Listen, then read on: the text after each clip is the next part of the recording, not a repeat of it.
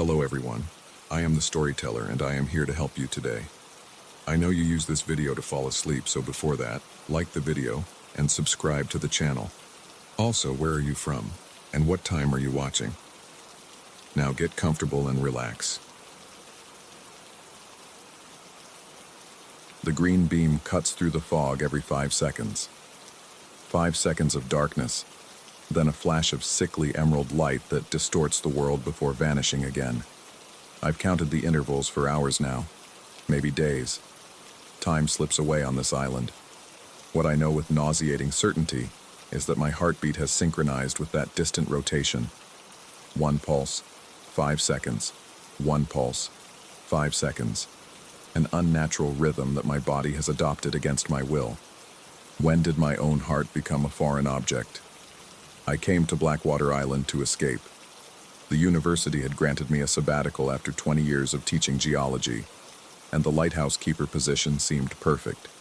3 months of solitude to finish my manuscript on coastal erosion patterns.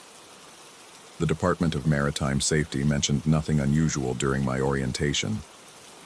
Just maintain the automated light, record weather patterns, and report any ships in distress. Simple work for a simple man seeking simple peace. The first 2 weeks passed uneventfully. I settled into the keeper's cottage, a sturdy stone structure built in the 1870s that smelled of salt and old wood. The lighthouse itself stood a quarter-mile away on the island's highest point, its machinery humming with reassuring consistency. I spent my mornings writing, afternoons collecting rock samples, and evenings watching the green beam sweep across the water. Green, not white, an unusual color I attributed to some modernization effort. The fog arrived on the 17th day. I woke to find the world beyond my windows erased, replaced by a wall of gray that seemed to press against the glass with physical weight. The lighthouse beam struggled to penetrate it, transforming the mist into a pulsing, living entity. That was the first day I noticed my heart had begun to synchronize with the light's rotation. At first, I dismissed it as imagination, the power of suggestion affecting my perception, but by nightfall, I could no longer deny the unnatural cadence of my pulse. I pressed fingers to my wrist and counted, 5 seconds between beats. Impossible for a living man, yet I remained conscious, alert. When I tried to exert myself by running up and down the cottage stairs, my heartbeat refused to accelerate.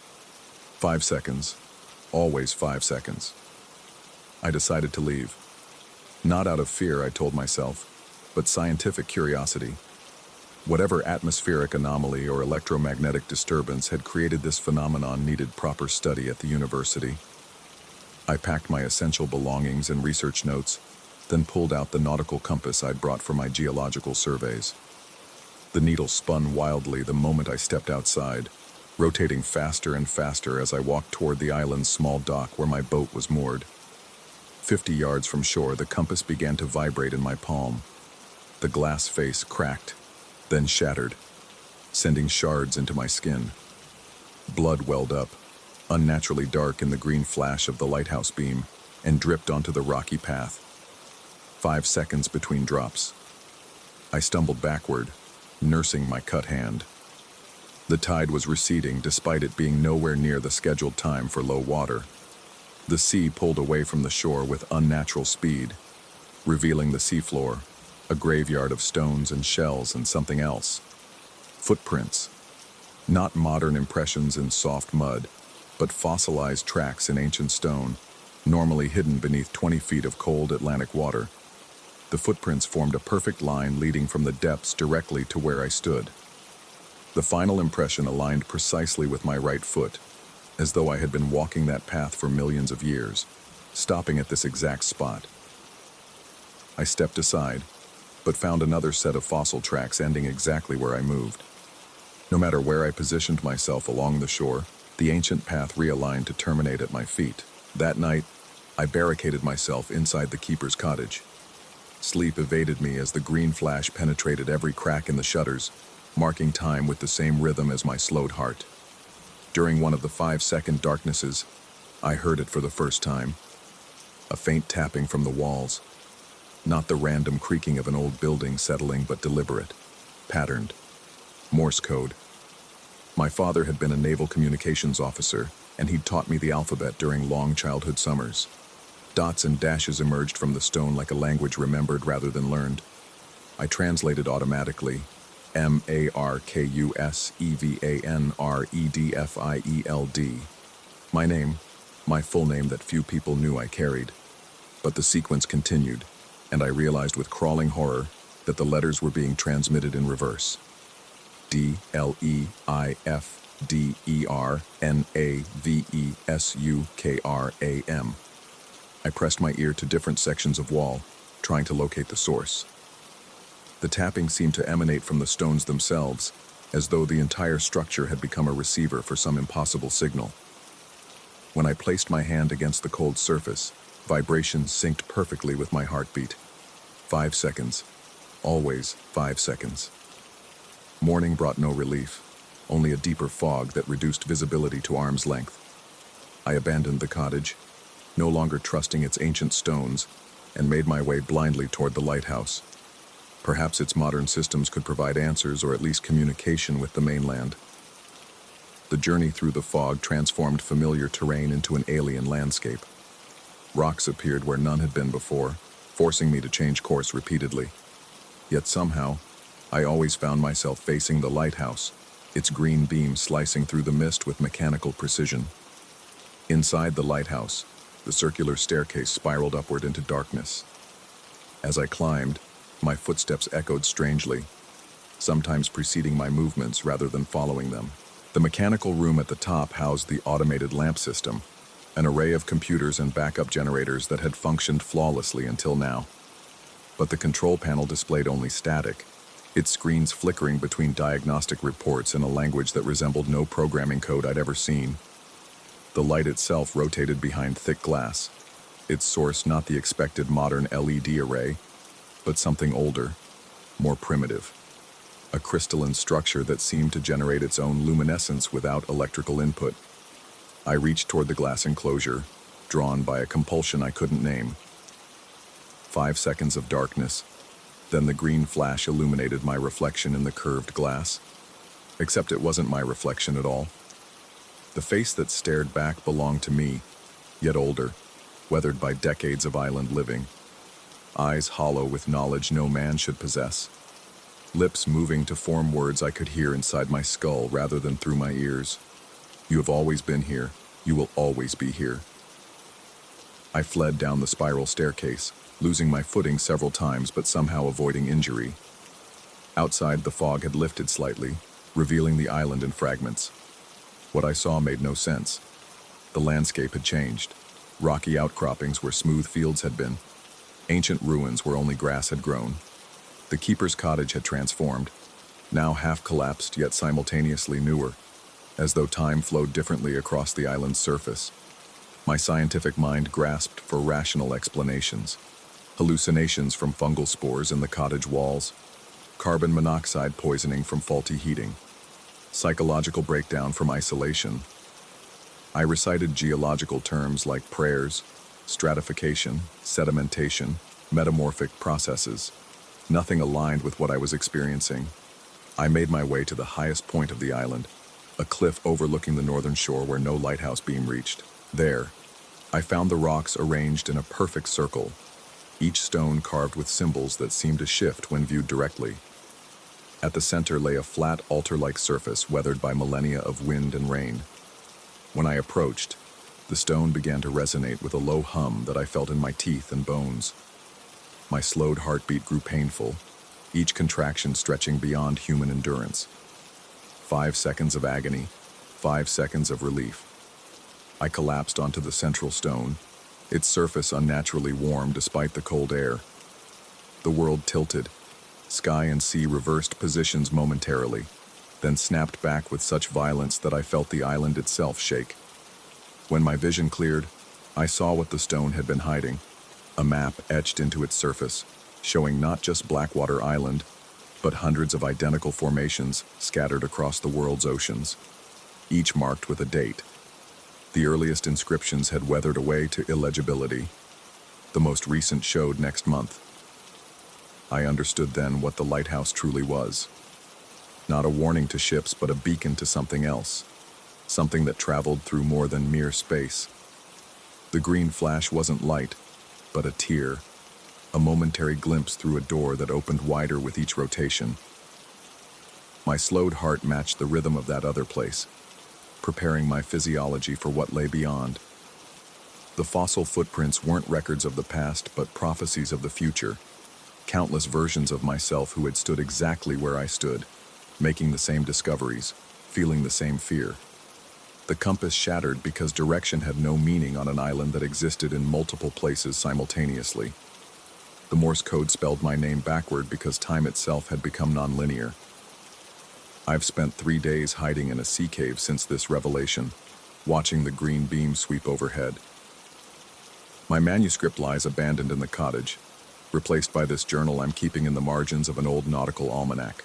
The tide brings strange objects to my temporary shelter, fragments of technology I don't recognize, personal items that seem designed for my specific use but which I've never owned.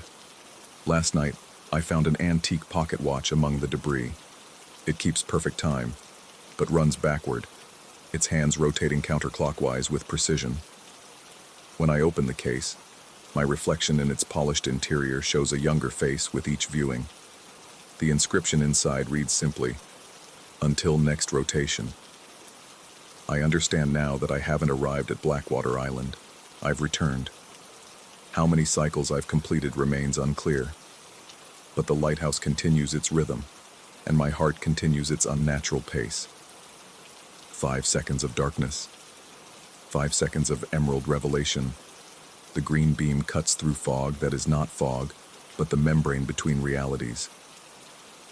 Tomorrow I will leave the cave and walk the shore again. I will study the fossil footprints more carefully, try to determine which direction they truly lead. Perhaps I can break the cycle by simply walking the opposite way. Or perhaps the cycle itself is the point, each rotation bringing me closer to understanding what waits on the other side of that green flash.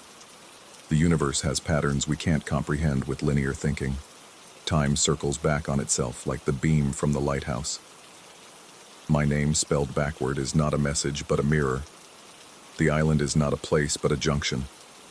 The green beam cuts through the fog every 5 seconds, and with each flash, the doorway opens a little wider. Soon I'll see what waits beyond.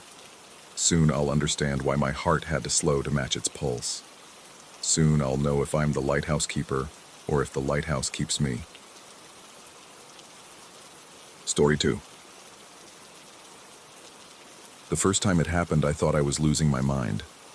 The static crackled through my headphones like winter frost creeping across glass. Then silence. Not the absence of sound, but a silence with weight and texture.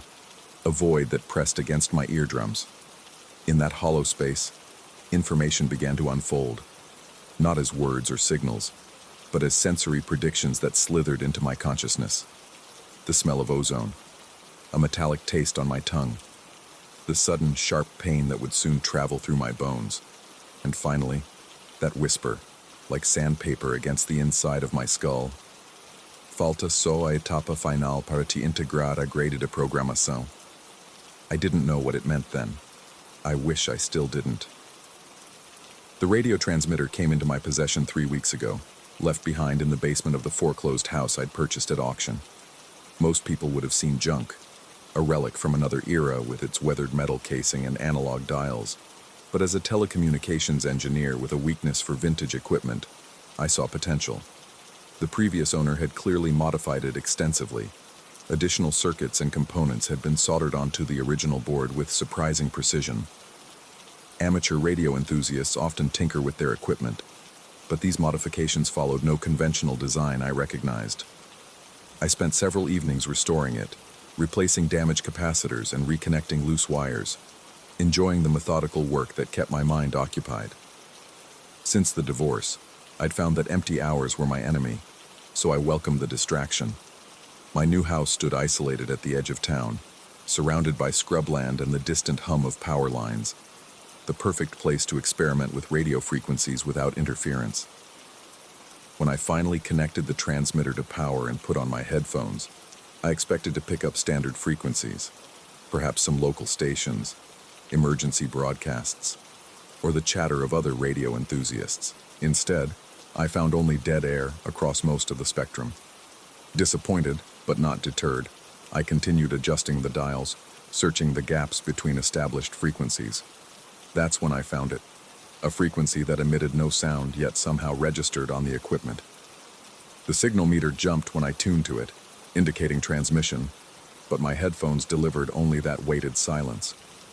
I leaned closer to the equipment, adjusting the volume, when the first sensation hit me.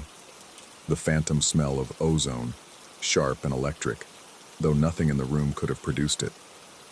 I removed my headphones, confused, but the smell lingered. Then came the taste, metallic and bitter, as if I'd placed a battery on my tongue. I rushed to the kitchen for water, convinced I'd somehow been exposed to electrical discharge from the old equipment. As I reached for the faucet, pain shot through my bones like ice cracking, starting in my fingertips and traveling up my arms to my spine. I collapsed against the counter, gasping. The pain lasted exactly 17 seconds, I counted, then vanished completely, leaving no trace, as if it had never happened. Shaken but intrigued, I returned to the transmitter. As I reached to turn it off, static gave way to a whisper. The voice spoke in Portuguese, a language I recognized but didn't understand. Only later, after running it through a translation app, did I learn what it said.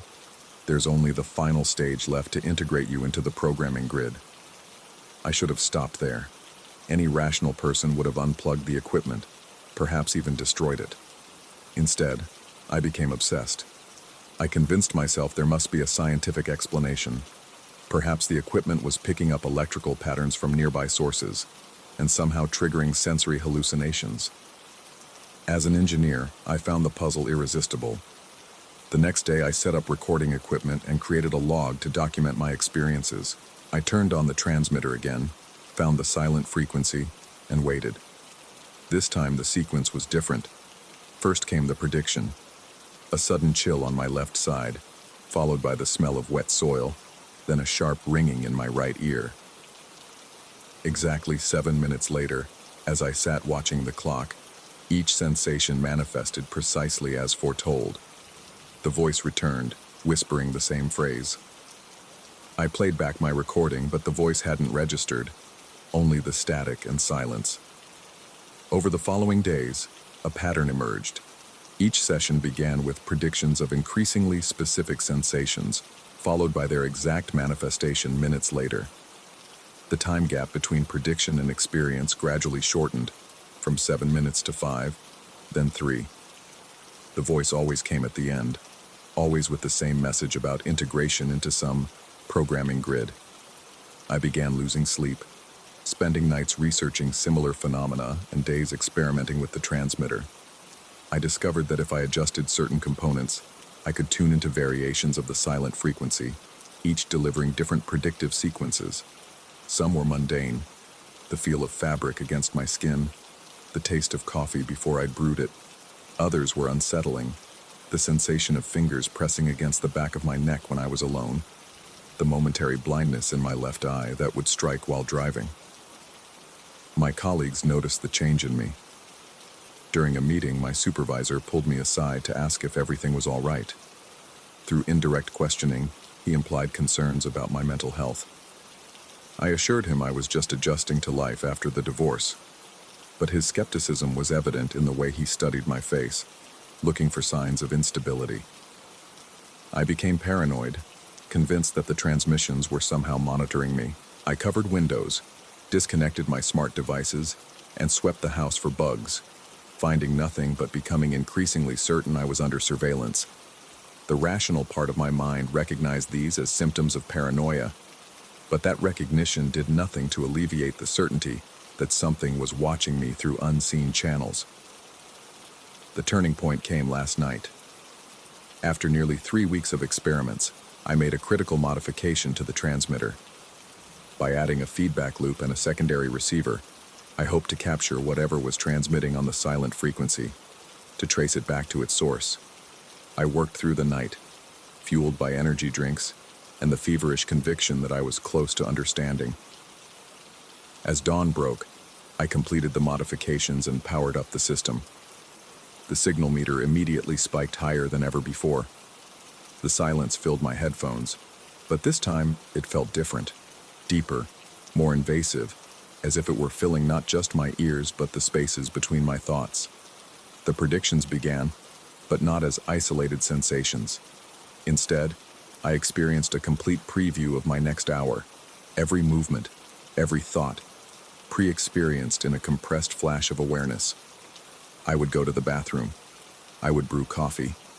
I would look out the window and see a delivery truck that wasn't scheduled to arrive. I would feel a tremor in the earth that no one else would notice. And then it all happened, exactly as previewed. I found myself moving through a script I'd already rehearsed, unable to deviate.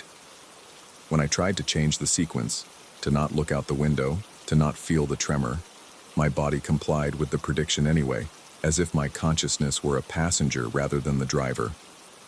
The most disturbing realization came when the delivery truck arrived. The driver handed me a package I hadn't ordered. Inside was a small device, similar to a pacemaker, with instruction diagrams showing its installation against the base of the skull.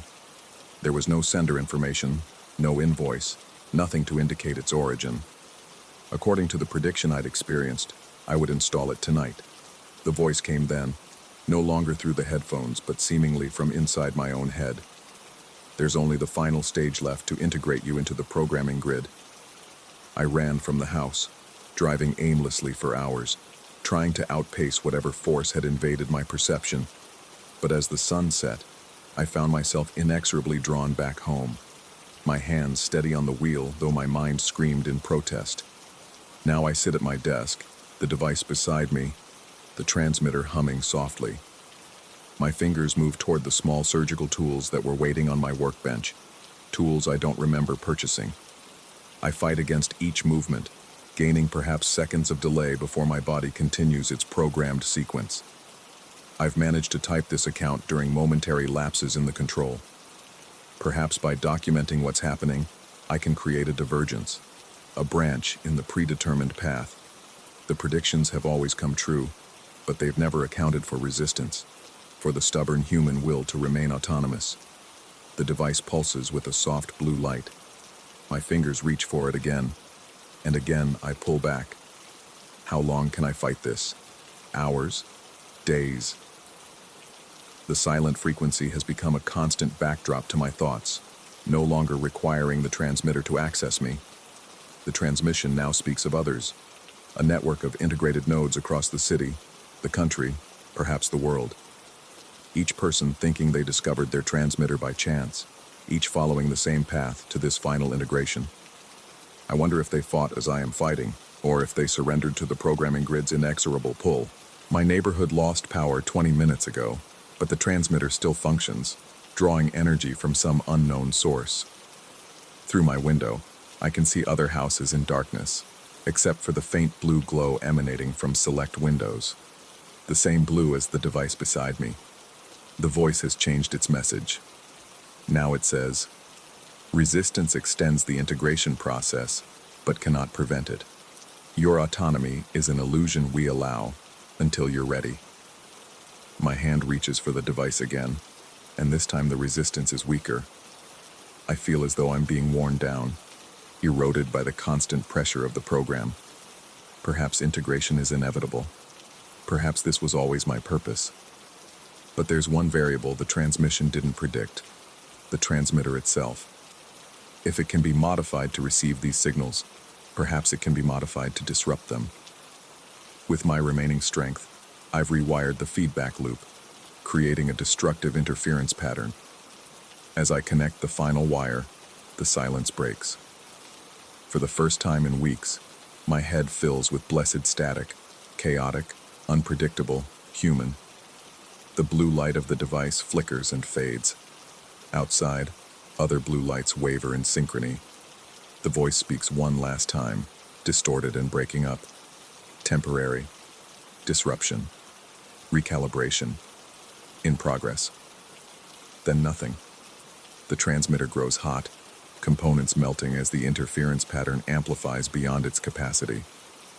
I should move away, disconnect it, save what remains of my equipment.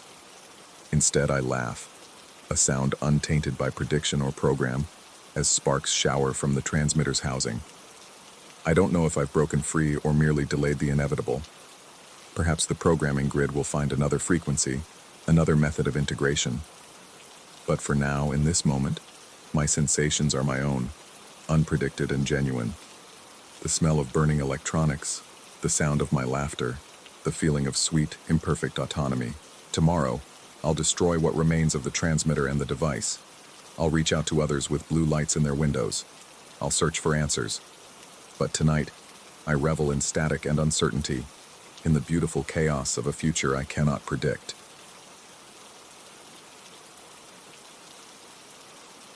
Story 3. The clock on my phone reads 2:16 a.m. when the elevator judders to a halt. Not a normal stop, a violent seizure that sends me stumbling into the wall. The lights flicker once, twice, then steady themselves into a sickly fluorescent glow that makes the brushed steel walls look jaundiced. I've worked late at Meridian Tower countless times before, but something about tonight feels wrong. A persistent unease that's been crawling up my spine since I stepped into the parking garage 6 hours ago to return for forgotten files. The digital panel above the door blinks, the number shifting from 12 to 13 with a soft electronic chirp. Impossible. I've worked in this building for 7 years, and there is no 13th floor, an architectural superstition honored even in our modern glass monolith. The maintenance staff joke about the missing buttons, about how the wiring goes straight from 12 to 14, just empty shaft space between them. Yet here I am, watching as the clock ticks to 2:17, and the glowing 13 stares back at me with unnatural steadiness. The temperature plummets. My breath clouds before me, and I wrap my arms around myself, suit jacket suddenly insufficient against the biting cold. The floor beneath my Oxfords changes, no longer the rubberized mat, but something slick and crystalline. Ice. Actual ice forming beneath my feet, spreading outward from the corners in delicate fractal patterns, climbing the walls like living frost. That's when I notice the marks, gouges in the ice, 2 parallel lines carved into the frozen floor, as if something heavy had been dragged through. No, not dragged, dragging itself. The marks continue to form even as I watch, extending from one corner toward the center where I stand, the sound of metal scraping against ice reaching my ears, though nothing visible creates it. Chains. The distinct sound of chains being slowly, methodically pulled across the floor. I press the emergency button, repeatedly hammering it with my thumb until it hurts. The intercoms remain silent. I try my phone. No signal, as if the elevator car has become a dead zone, isolated from the world I know. The cold intensifies, seeping through my clothes, through my skin, settling into my marrow. When I take a reluctant step forward to examine the control panel more closely, everything shifts. The pressure in the car changes abruptly, and my stomach lurches violently as if I've gone into free fall. But I haven't fallen. Instead, I feel myself being pulled upward, my feet lifting slightly off the floor. Not enough to float, just enough to feel wrong. My internal organs seem to compress against my spine, blood rushing to my head, eardrums pulsing with increased pressure. Gravity has inverted, just enough to disorient, not enough to tear me from the ground. The horrible in-between state is worse than either extreme would be.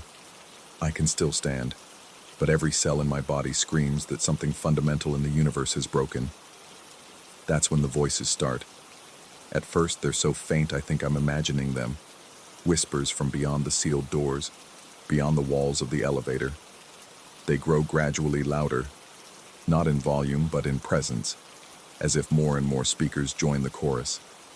Their words become clear, a simple question repeated with unsettling synchronicity. Is it safe to come up yet? I press myself against the doors, straining to hear more, to identify the speakers. My fingers search desperately for any gap, any seam where I might peer through or force my way out. But the steel is seamless, and so cold it burns my fingertips on contact, like touching the metal plate of a morgue drawer, like a funeral vault sealed against the living. The voices continue their rhythmic questioning, sometimes faster, sometimes slower, but never stopping. With each repetition, the gravity fluctuates slightly, pressing my organs upward with varying intensity, making me gag and gasp. My watch shows 4 minutes have passed since the elevator stopped, but it feels like hours. I try calling out, my voice embarrassingly thin and tremulous in the confined space. I ask who's there, what they want, if they can help me. My questions go unanswered except for their endless refrain. Is it safe to come up yet? In desperation, I begin to examine every inch of the elevator. The certificate of inspection in its small frame reveals something I hadn't noticed before. The last inspection date reads June 17, 1994, 30 years ago. Impossible. This building was completed in 2018. I've attended every company anniversary celebration since I was hired. The control panel offers another anomaly. The buttons for floors 1 through 12 are there, then 14 through 30, but now there's an additional button where the 13th should be. It's different from the others, not metal with engraved numbers, but what appears to be aged ivory with the number carved by hand. The patina suggests decades of use, fingertips wearing down its surface. I'm certain it wasn't there when I entered the elevator. I'm certain, but doubt gnaws at the edges of my mind. My breath comes in short, painful gasps now, each inhalation burning in my chest. The cold has become almost unbearable, and frost forms on my eyebrows and lashes. I find myself shivering uncontrollably, teeth chattering so violently I worry they might crack. Yet despite the freezing temperature, sweat beads on my forehead and neck, immediately crystallizing against my skin. The chain sounds grow louder, more insistent. I can feel vibrations through the soles of my shoes now, something substantial dragging itself closer. The parallel gouges in the ice deepen and widen before my eyes, though still nothing visible causes them. The voices outside rise in volume and urgency. Is it safe to come up yet? Is it safe to come up yet? Is it safe to come up yet? Each repetition pounds against my skull, and I cover my ears. But it makes no difference. The voices aren't coming through the walls. They're somehow inside the elevator with me, or inside my head. My heart hammers against my ribs so hard I fear it might bruise. My mouth has gone desert dry, tongue sticking to the roof as I try to swallow. A memory surfaces, unbidden and unwelcome. 3 weeks ago, rumors circulated about a night janitor who had quit without notice. People said he'd experienced something in the elevator late one night. I had dismissed it as office gossip, the kind that flourishes in fluorescent-lit cubicle farms. Now I wonder if he stood where I stand, felt what I feel. The security guard's words from earlier tonight echo in my mind. He had seemed concerned when I mentioned returning so late, had suggested I take the stairs instead of the elevator. Just routine maintenance, he'd explained when I pressed him, nothing to worry about.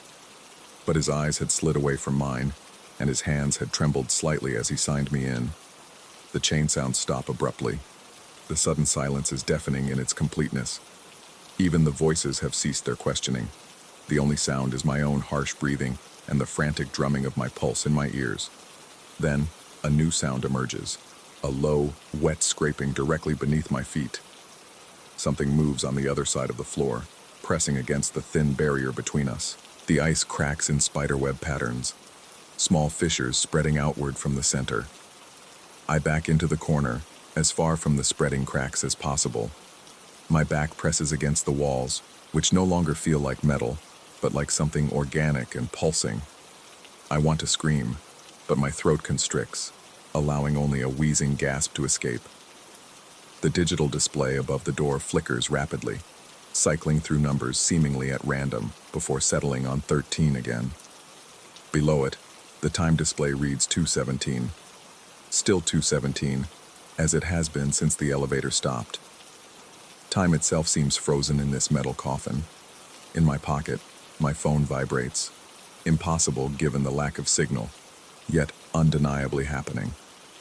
With trembling fingers, I withdraw it, the screen illuminating my face with its ghostly glow. A text message from an unknown number. Don't answer them. As if on cue, the voices return, this time with a different question. Are you the one we've been waiting for? My thumb hovers over the ivory button. I don't remember reaching for the control panel. Don't remember consciously deciding to approach it. Yet here I stand, drawn to the 13th floor button by some compulsion beyond my understanding.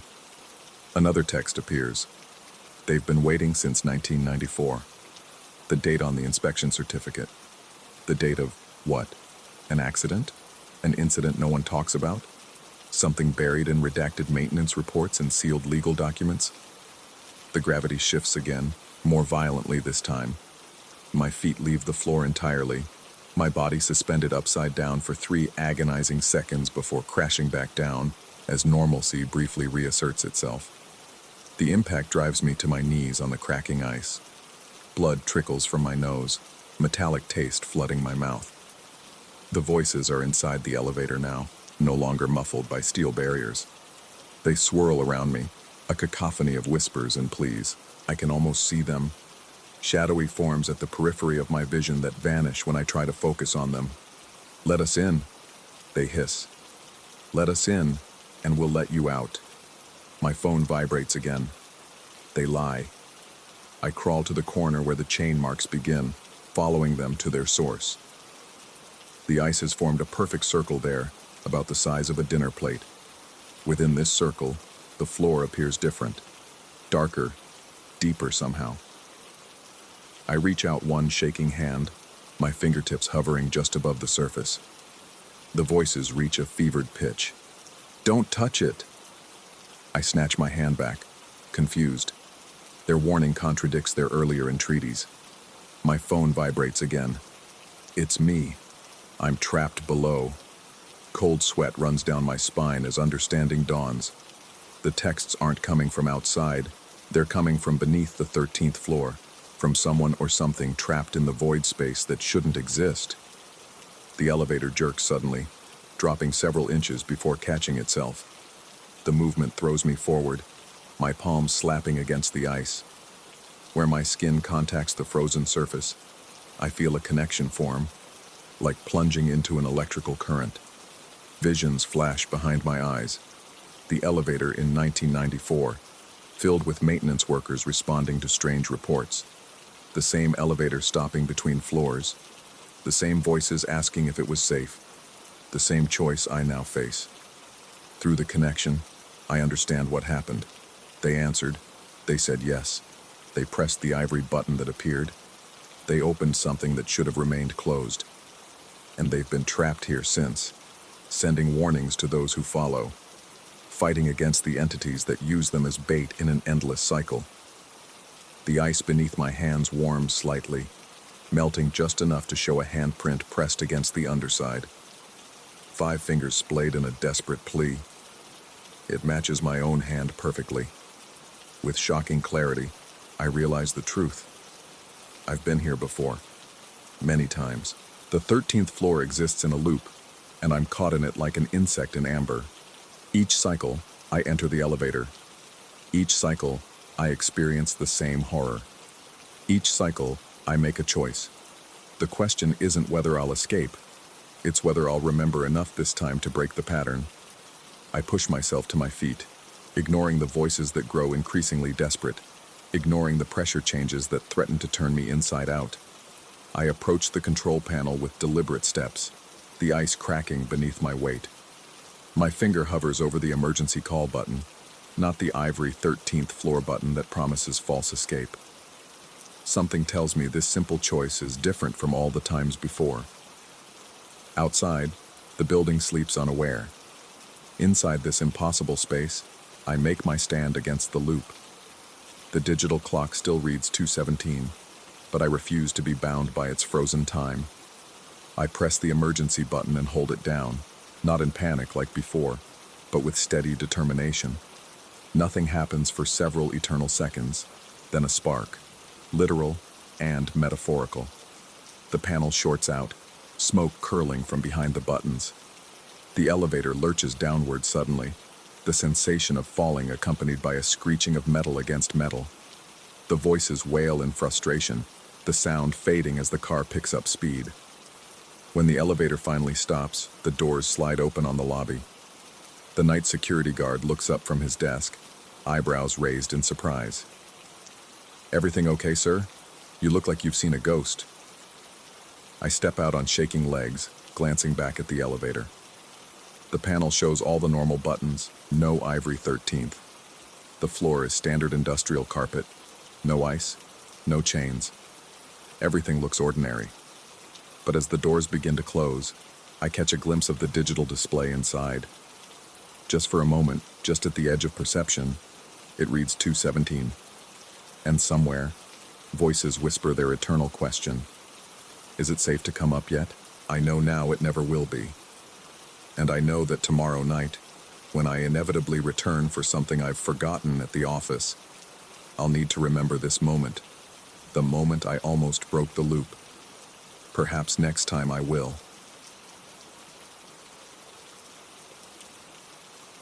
Story 4.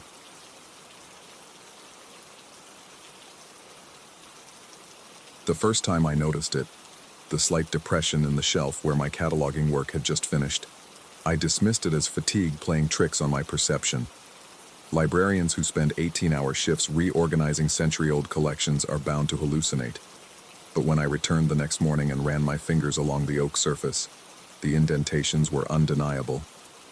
Each book had sunk perfectly into the wood, as if the shelf had softened overnight to receive their rectangular impressions. Half a centimeter deep. Not enough for anyone else to notice, but my fingers have always been sensitive to the texture of things. That was 3 weeks ago, before the books began to sink deeper, before the ink started to move. I inherited Blackwood Library when my uncle passed.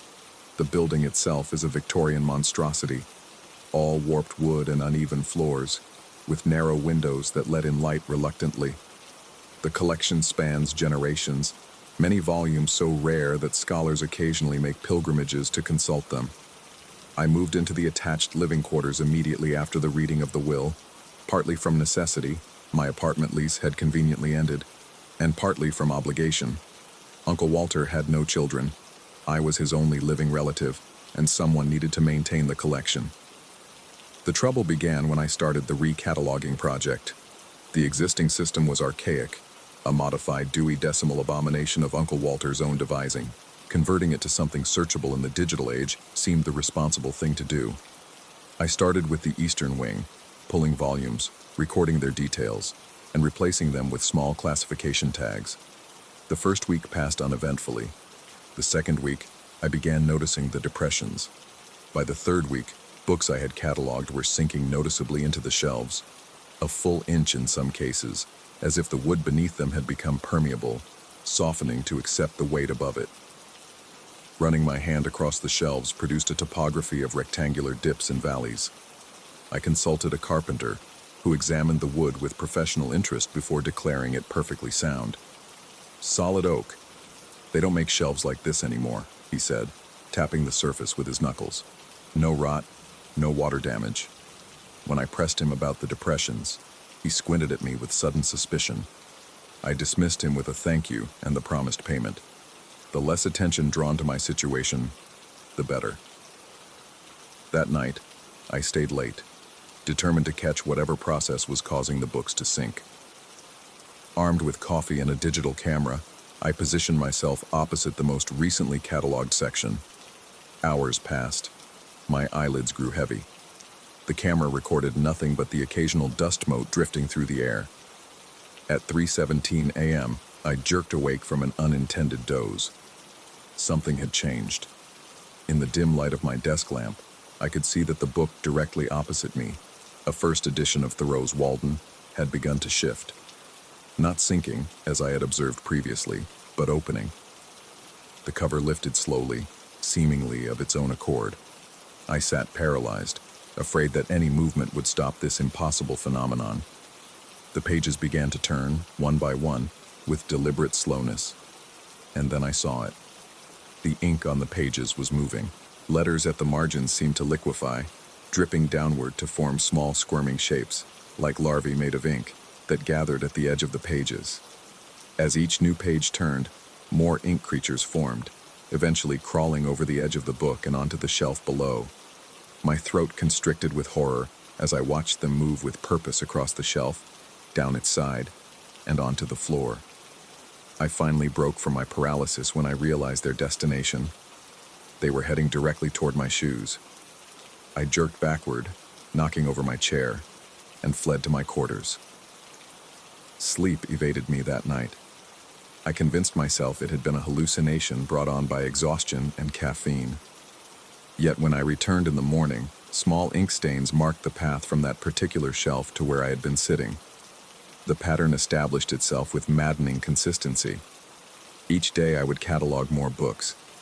Each night, the newly cataloged volumes would sink deeper into their shelves, and increasingly, I would find evidence of the ink's nocturnal migration. Dark stains on the floor, smeared across the baseboards, occasionally even on the furniture. I began wearing different shoes each day, only to find the ink creatures invariably change their path to intercept whichever footwear I had chosen. I tried leaving no shoes out at all, but then discovered inky streaks leading to my bedroom door instead. My sleep deteriorated. Dark circles formed under my eyes. I caught myself talking aloud to an empty room more than once. The local doctor prescribed sleeping pills that I took, but which provided only dreamless fragments of rest. The worst development began exactly 10 days ago. After a particularly exhausting day of cataloging the philosophy section, I retreated to my quarters earlier than usual. I hadn't bothered turning on all the lights in my hurry to collapse into bed. That's when I spotted it. On the bookshelf opposite my bed stood a volume I didn't recognize. Bound in dark leather with no title on its spine, it seemed to absorb the scant light in the room rather than reflect it. Something about it commanded attention, an almost magnetic pull that forced me out of bed despite my exhaustion. When I opened it, my blood turned to ice water in my veins. Inside, instead of text, were intricate illustrations of what could only be described as a circulatory system. Blood vessels, branching and winding across the pages in precise anatomical detail. It took several pages before the horrifying recognition set in. These were my veins. The distinctive pattern of varicose veins behind my left knee, the small cluster of spider veins on my right ankle that I'd had since college, the peculiar branching pattern on my left wrist where I'd suffered a deep cut as a teenager. I slammed the book shut and threw it across the room.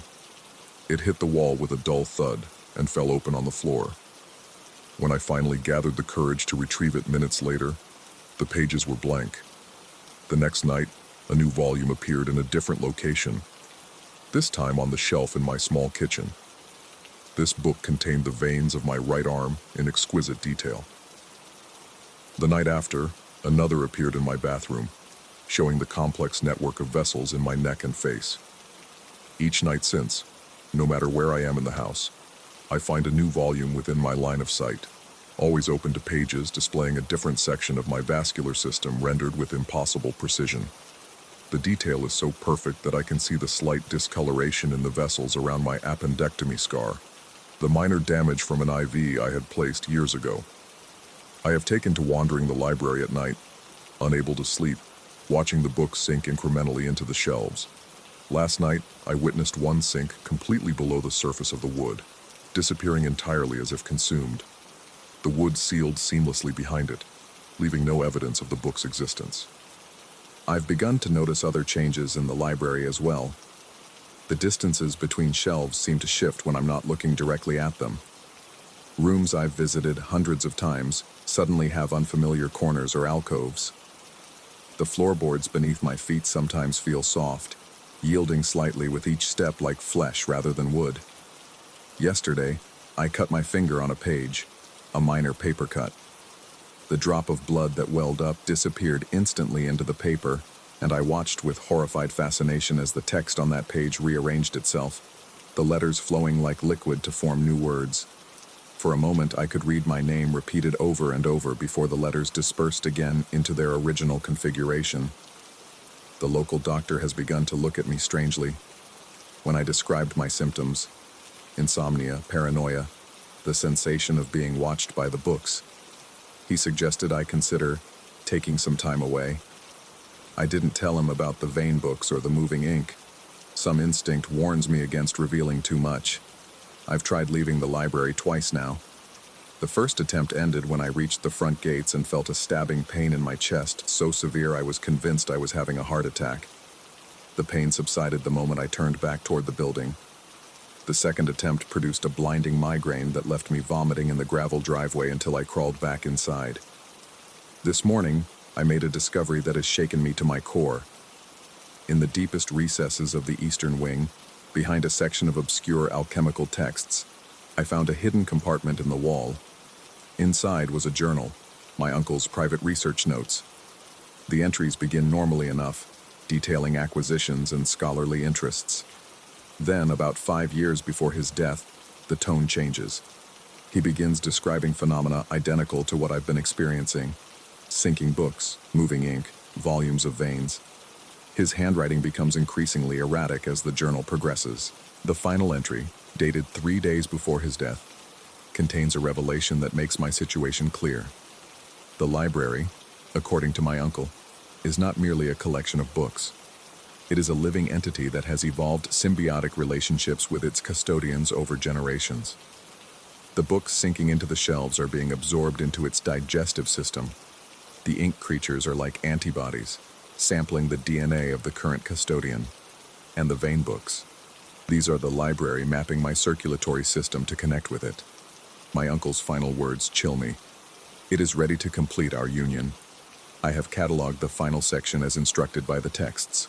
Tomorrow, I will allow the convergence to proceed. The medical examiner had ruled his death as natural causes, heart failure. But now I understand. The library had fully integrated with him, his veins and its wooden arteries becoming one system. I've stopped the cataloging project immediately. Perhaps if I don't complete it, I can prevent whatever convergence awaited my uncle. But the changes continue regardless. This morning, I noticed thin, root-like protrusions emerging from the floorboards near my bed. They retreated when I approached, but I know they'll return. The vein books continue to appear nightly, and they've begun to show not just my existing vascular system, but modifications. Places where my vessels seem to connect to woody, root-like structures.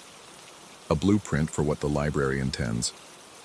Most disturbing of all, I've begun to find splinters under my skin. Tiny wooden fragments that emerge from my fingertips after I've touched the shelves. When extracted, they squirm briefly before becoming still. Last night I made a desperate decision. If the library is alive, if it's been absorbing books and knowledge for generations, then somewhere in its collection must be information on how to separate myself from it. I've barricaded myself in the western wing with supplies and begun a systematic search of the oldest volumes. Hours ago I found something promising. A leather folio written in Latin that describes a similar entity in Bavaria in the 1700s. The account includes a ritual of severance that might work, involving a mixture of salt, iron filings, and the blood of the custodian applied to every threshold of the building at dawn. As I write this, I'm preparing the mixture. Dawn is less than an hour away. The library seems aware of my intentions. The floorboards ripple with movement, and several times I've had to leap away as sections of the floor suddenly soften and try to engulf my feet. Books have begun hurling themselves from shelves as I pass. The ink creatures have grown larger, some now the size of rats, and they gather in corners watching me with malevolent attention. Most concerning is the latest vein book that appeared moments ago on this very desk. It shows my entire circulatory system, now heavily modified with wooden channels that replace over 50% of my natural vessels. According to this diagram, the transformation is already far advanced within me, though I've seen no external signs. The mixture is ready. I can feel pulses of movement through the floor, the library's massive heartbeat growing stronger as dawn approaches. I don't know if this will work, if I can break the connection that has already formed between us. But I have to try. If anyone finds this account, know that the Blackwood Library is not what it seems. It hungers, it consumes, it transforms, and it has been doing so for generations. The eastern sky is lightening. It's time. Story 5. The first time I saw them, I thought they were just reflections. Distorted shadows playing tricks on my tired eyes as I navigated the midnight stretch of Highway 47. But reflections need something to mirror, and out here, miles from civilization, Surrounded by nothing but marshy wilderness, there was nothing that could cast such perfect silhouettes of vehicles, keeping pace with my truck. The asphalt ahead dipped beneath a shallow lake that had swallowed this section of road decades ago, creating a watery passage travelers whispered about, but rarely chose to cross. As my headlights illuminated the submerged pavement, I felt an electric chill crawl up my spine that had nothing to do with the October cold.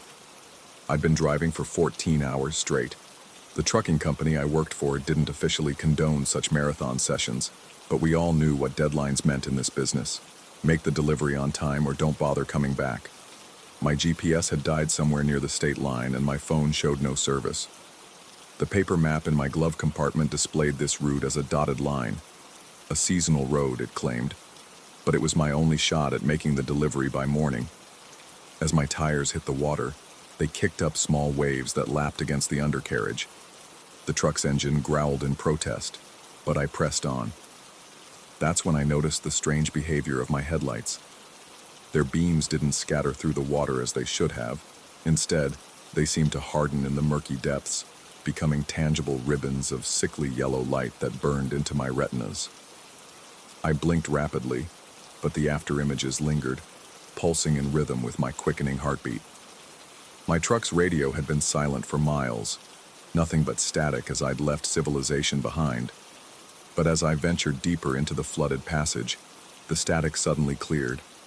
A crisp, oddly formal voice filled the cabin, announcing traffic conditions and accident reports. The broadcaster's cadence was mechanical, devoid of the conversational tone modern radio hosts adopted. As I listened more closely, my fingers tightened around the steering wheel until my knuckles whitened. The reports were all dated 1947, describing in clinical detail various accidents along Route 47. My mouth went dry when the announcer read off a license plate number, identical to mine, down to the last digit. I reached for the power button, but the radio continued its morbid broadcast even after I'd switched it off. Sweat beaded on my forehead despite the cold. I cracked a window, hoping the night air would clear my head. The smell that rushed in wasn't the expected marsh dampness, but something else entirely. Motor oil, hot rubber, and something metallic like blood but not quite. Something older and more primal. That's when I saw them. Ghostly car bodies sliding parallel to my truck. A 1940s Packard, a delivery van with faded lettering, a bus with empty windows that somehow seemed to watch me. They made no ripples in the water as they moved. They weren't reflections or hallucinations. They were there, partially submerged, keeping perfect pace with my vehicle. Their headlights burned with that same unnatural yellow glow that seemed to sear rather than illuminate, creating halos of pain behind my eyelids. I tried to speed up, but my truck protested. The water was getting deeper, slowing my progress to a crawl. The phantoms adjusted their pace effortlessly, maintaining their positions on either side of me. In the rearview mirror, I could see more of them joining the procession, emerging from the depths like ancient creatures answering a silent call. The radio announcer's voice changed tone, becoming more urgent. He began describing an accident that hadn't happened yet.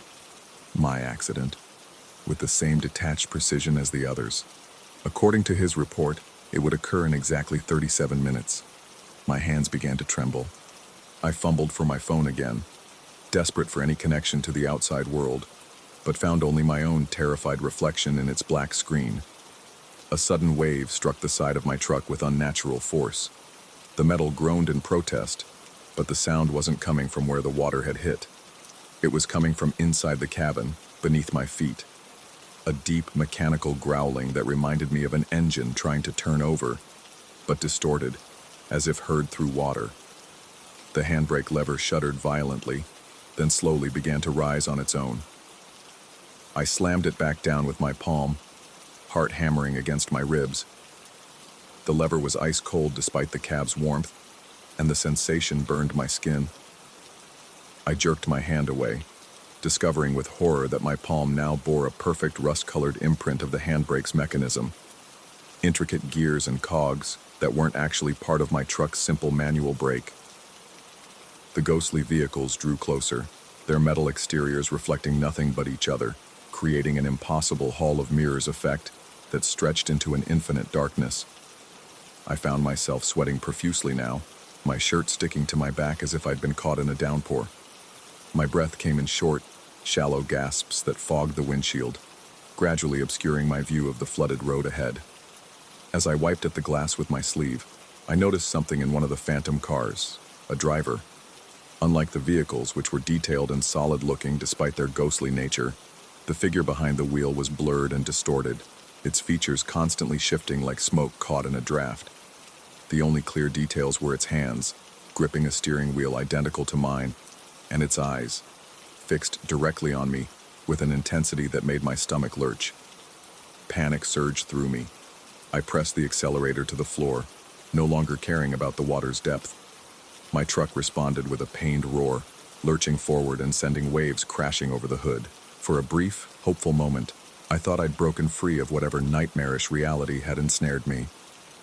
But the phantom vehicles matched my speed effortlessly, their engines silent as they glided through the water. The radio announcer continued his countdown to my supposed accident, his voice growing louder despite my repeated attempts to shut off the power. 22 minutes remaining. 21. 20. Each number hammered into my consciousness like nails into a coffin lid. The handbrake jerked upward again with such force that it nearly broke my fingers as I tried to force it back down. That's when I noticed the water seeping into the cab, not from outside but from beneath the pedals. It rose with unnatural speed, already covering the floor mats, soaking into my boots. But this wasn't lake water.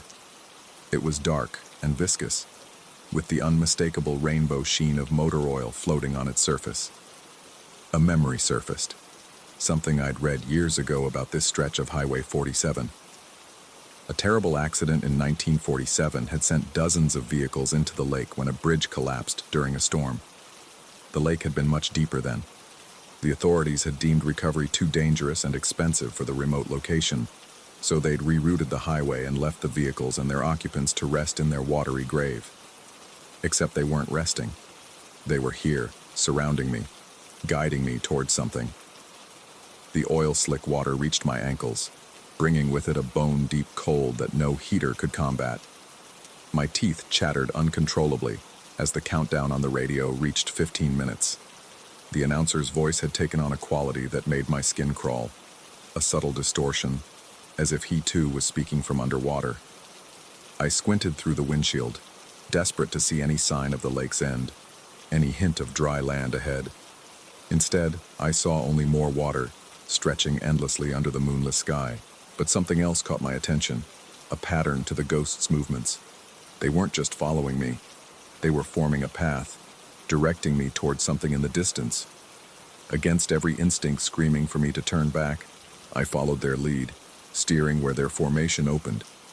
The water in the cab continued to rise, now halfway to my knees, bringing with it small debris, a waterlogged matchbook, a rusted bottle cap, a sodden playing card, the ace of spades, I noted with grim irony. 10 minutes remaining, according to the relentless countdown. The phantom vehicles began to change formation again, circling now, creating a slowly rotating carousel of ghostly metal and burning yellow lights. At the center of their circle was what appeared to be solid ground, a small island in the middle of the flooded highway. Hope and suspicion warred within me as I navigated toward it.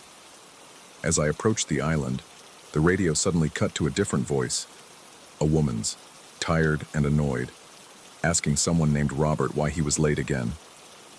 My breath caught in my throat. Robert was my name. The conversation continued, one-sided as far as I could tell, the woman growing increasingly agitated. She mentioned a date and time that, with a shock of recognition, I realized was exactly when I was supposed to arrive at my destination tomorrow morning. 7 minutes on the countdown. The water in the cab had stopped rising, holding steady at my knees. The island was close now, its surface odd and unnatural, not dirt or rock, but what appeared to be asphalt, as if a section of the highway had been pushed upward from below. The phantom vehicles maintained their circle around it, their yellow headlights now focused inward, illuminating the island like theatrical spotlights. I managed to guide my truck onto this strange refuge, the transition from water to solid ground, sending a shudder through the entire vehicle. The moment my tires touched the asphalt island, the radio fell silent. The water in the cab began to recede, draining away as mysteriously as it had appeared. The ghostly procession of vehicles maintained their circle but kept their distance. 5 minutes. With trembling hands, I shut off the engine. The sudden silence was almost as terrifying as the phantom broadcast had been.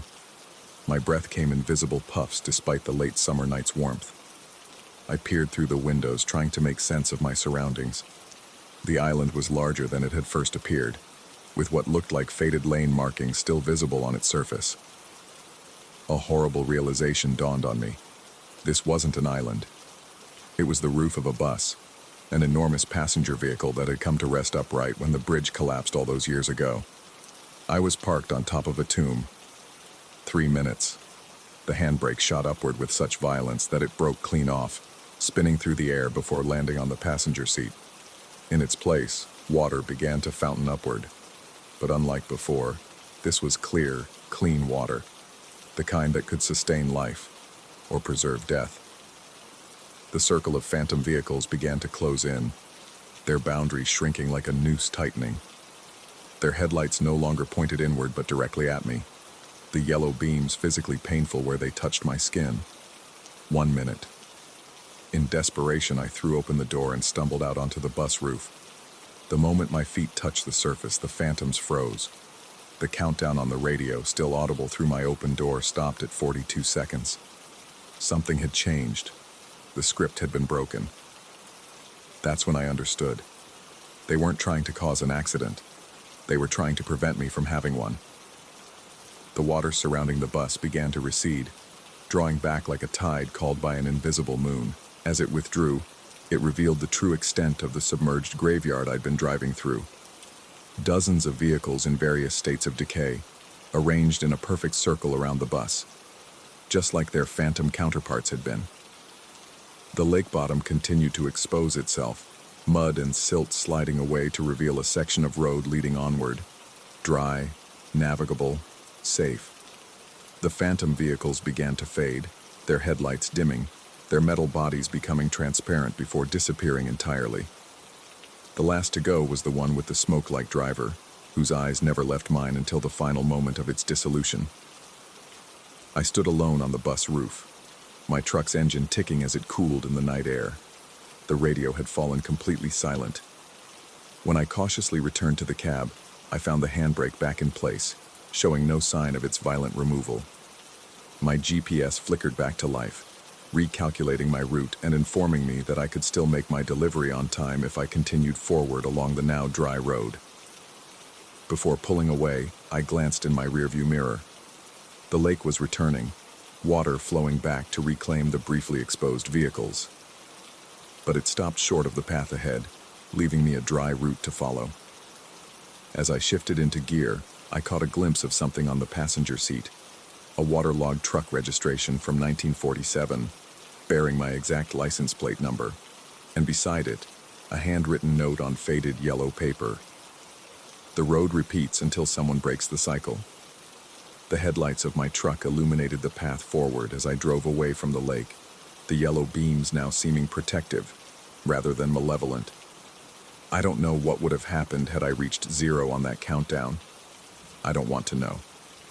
But sometimes, on long hauls in the dead of night, I swear I can see them in my peripheral vision, ghostly car bodies sliding parallel to my truck, their headlights burning with that distinctive yellow glow. They're not following me anymore. They're guiding me, warning me, and whenever I see them, I take a different road.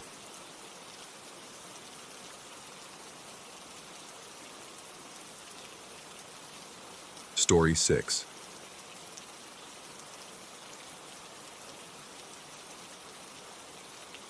The scent is always the first warning. Too sweet to be natural, too familiar to be ignored. It creeps under my door at 3:17 a.m. like clockwork, when the motion sensor in my hallway blinks its accusatory red eye. I've come to dread that moment, the electronic chirp followed by the slow, suffocating wave of perfume that fills my lungs like drowning in flowers. Tonight is no different. The sensor trips and I'm instantly awake, my body rigid before my mind fully registers why. My apartment in the Westlake building wasn't supposed to be haunted. When I signed the lease 3 months ago, the realtor assured me the place had been fully renovated after the previous tenant moved out. Moved out. Her exact words, accompanied by a tight smile that should have been my first red flag. The rent was suspiciously reasonable for downtown Seattle, but I convinced myself I'd simply gotten lucky. The first few weeks were uneventful. I settled into a routine, my days filled with coding at a tech startup and my evenings spent in blissful solitude. I was never particularly social, preferring my own company to the exhausting performance of small talk. My apartment became my sanctuary, until the night I installed the motion-activated security system. It was a simple precaution. The building's entrance lock had been glitchy, and several residents reported missing packages. Nothing worth panicking over, but enough to justify the modest expense of a basic system that would alert me to any movement in my entryway. The installation took less than an hour, and I went to bed feeling safer than I had in weeks. That feeling lasted exactly 6 hours. The first alert came at 3:17 a.m. I stumbled out of bed, heart hammering against my ribs, expecting to confront an intruder. Instead, I found an empty hallway bathed in the blue-white glow of my laptop screen from the living room. The air felt different, heavier, perfumed with something that reminded me of gardenias and something else I couldn't identify. Something that made my skin prickle. Something that smelled like decay beneath the sweetness. I checked every corner of my apartment twice before convincing myself it was a malfunction. I adjusted the sensor's sensitivity and went back to bed, my sleep shallow and restless. The next night, the same thing happened. The sensor tripped at precisely the same time. Again, I found no intruder, just that oppressive sweetness hanging in the air. This time, I noticed something else, a slight drop in temperature, as if someone had opened a window to the October chill. But every window was locked, every door secured. By the fourth consecutive night, I was surviving on caffeine and frayed nerves. My colleagues commented on the dark shadows under my eyes, but I deflected their concerns with vague complaints about insomnia. How could I explain what was happening? That every night at the same time, something unseen triggered my motion sensor and filled my apartment with a perfume that had begun to infiltrate my daytime thoughts. On the 7th night, I decided to wait. Instead of rushing to investigate when the alert sounded, I remained perfectly still in my bed, eyes fixed on the ceiling, listening. The chirp came right on schedule, followed by the scent. Then came a new sound, soft, rhythmic, like fingernails tapping gently against a hard surface. Tap, tap, tap. Pause. Tap, tap. The sound moved slowly down my hallway, approaching my bedroom. My lungs refused to function. My muscles locked in place. The tapping stopped just outside my door. Silence stretched for what felt like hours but must have been mere minutes. Then, mercifully, whatever waited on the other side moved away. The tapping receded and I gasped for air, my throat burning as I sucked in the overly sweet perfume that now permeated every corner of my living space. In the morning, I found nothing out of place. No footprints, no evidence of any intrusion. Just the lingering trace of that scent, so faint I almost convinced myself I'd imagined it all. Almost. I began researching the building's history during my lunch breaks. The Westlake had been constructed in the 1930s, converted to apartments in the 70s, and renovated several times since. Nothing in its past suggested tragedy or violence. No notorious deaths, no disappearances. Nothing to explain what was happening in my home. When I asked the building manager about the previous tenant of my unit, his expression closed like a fist. He muttered something about a privacy policy and changed the subject. I pressed harder, and he finally admitted she had left suddenly, breaking her lease and forfeiting her security deposit. No, he didn't know where she'd gone. No, there hadn't been any complaints from her. He suggested I contact maintenance if I was having issues with the apartment. The technician found nothing wrong with my sensor. No electrical problems. No drafts that might trigger the motion detection. He left with a shrug and a comment about how these systems sometimes developed personalities. His choice of words sent a chill through me that lingered long after he'd gone. 2 weeks into this torment, I decided to set up a camera. If something was triggering my sensor, I would capture it on video. I positioned my laptop on the hallway bookshelf, aimed it at the area where the sensor was installed, and set it to record from 3 a.m. until morning. When I reviewed the footage the next day, my blood turned to ice water in my veins. The video showed nothing triggering the sensor. No movement, no shadows, no explanation for the alert that had definitely sounded at 3:17 a.m. But the most disturbing element was what happened to the recording itself. At exactly 3:16 a.m., the video began to distort. The image warped, stretching and contracting like a reflection in a funhouse mirror. Then, at 3:17, the screen went completely black for exactly 6 minutes and 23 seconds before resuming normal recording of my empty hallway. That night, I couldn't bring myself to sleep in the apartment. I checked into a hotel downtown, telling myself I just needed one night of uninterrupted sleep to think clearly. But even in the sterile anonymity of the hotel room, I woke at 3:17 a.m., my nostrils filling with that same cloying sweetness. I bolted upright, flicking on every light, but I was alone. The scent dissipated quickly, like it had never been there at all. I returned to my apartment the following evening, a new determination hardening in my gut. If whatever this was had followed me to the hotel, then running wasn't the answer. I needed to confront it. I spent the day preparing. I bought sage bundles from a new age shop, where the clerk gave me detailed instructions on how to cleanse a space of negative energy. I felt ridiculous, but desperation had eroded my skepticism. I smudged every corner of my apartment, letting the pungent smoke fill the spaces where that sweet perfume had lingered. I placed salt across my thresholds and windowsills, feeling like a character in a B-grade horror movie but following the clerk's instructions to the letter. That night, I sat in my living room, lights on, determined to stay awake until morning. I'd positioned myself with a clear view of the hallway where the sensor was mounted. At 3:16 a.m., my eyes were gritty with exhaustion, but I remained alert, my gaze fixed on the red indicator light of the motion detector. 3:17 a.m. came and went. No chirp, no scent. For a moment, relief flooded through me. My ridiculous ritual had worked. Then the bathroom light flicked on. I hadn't moved. I was still sitting in my living room staring down the hallway. But beyond it, from the bathroom at the far end, light spilled out into the corridor. I hadn't turned it on. I hadn't authorized my smart home system to activate it. My body vibrated with adrenaline as I forced myself to stand. My legs felt disconnected from my brain, moving forward against their own will. The hallway stretched before me, impossibly long. The bathroom door stood half open, light bleeding around its edges. As I approached, the sweet perfume returned, stronger than ever. It rolled over me in waves, making my eyes water and my stomach clench. I pushed the door open with trembling fingers. The bathroom was empty. The light hummed softly overhead, illuminating the pristine white tiles and chrome fixtures. Everything appeared normal until I looked at the mirror.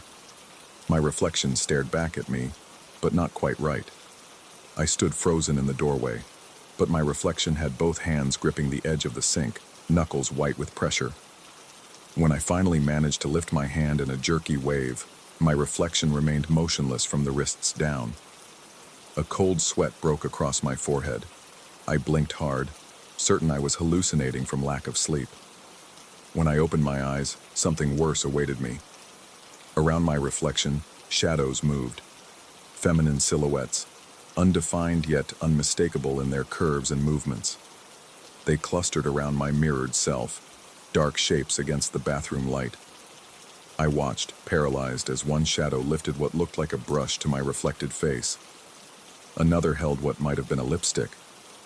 They pantomimed the application of makeup, their movements delicate and practiced. My reflection's eyes widened in a terror that perfectly mirrored my own, but its hands remained gripping the sink, while the shadows continued their macabre beautification ritual.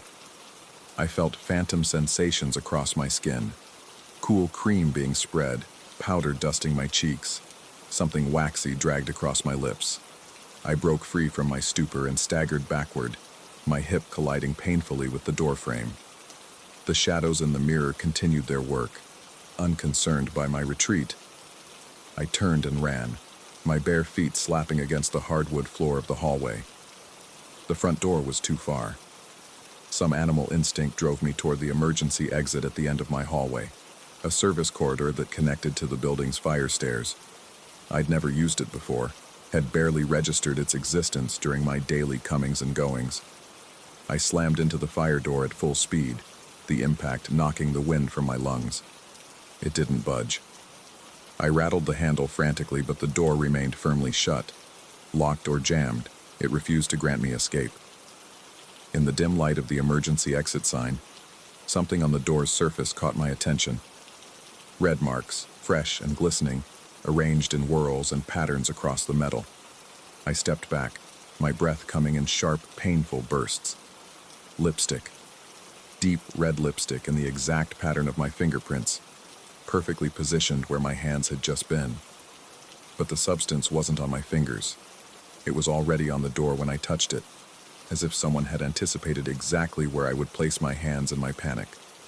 A sound behind me, that soft tap-tap-tapping, sent me spinning around. The hallway stretched empty behind me, but the tapping continued, growing louder. The sweet perfume thickened in the air until I could taste it, floral and rotting at once. The emergency light above me flickered, and in that momentary darkness, I felt something brush against my cheek.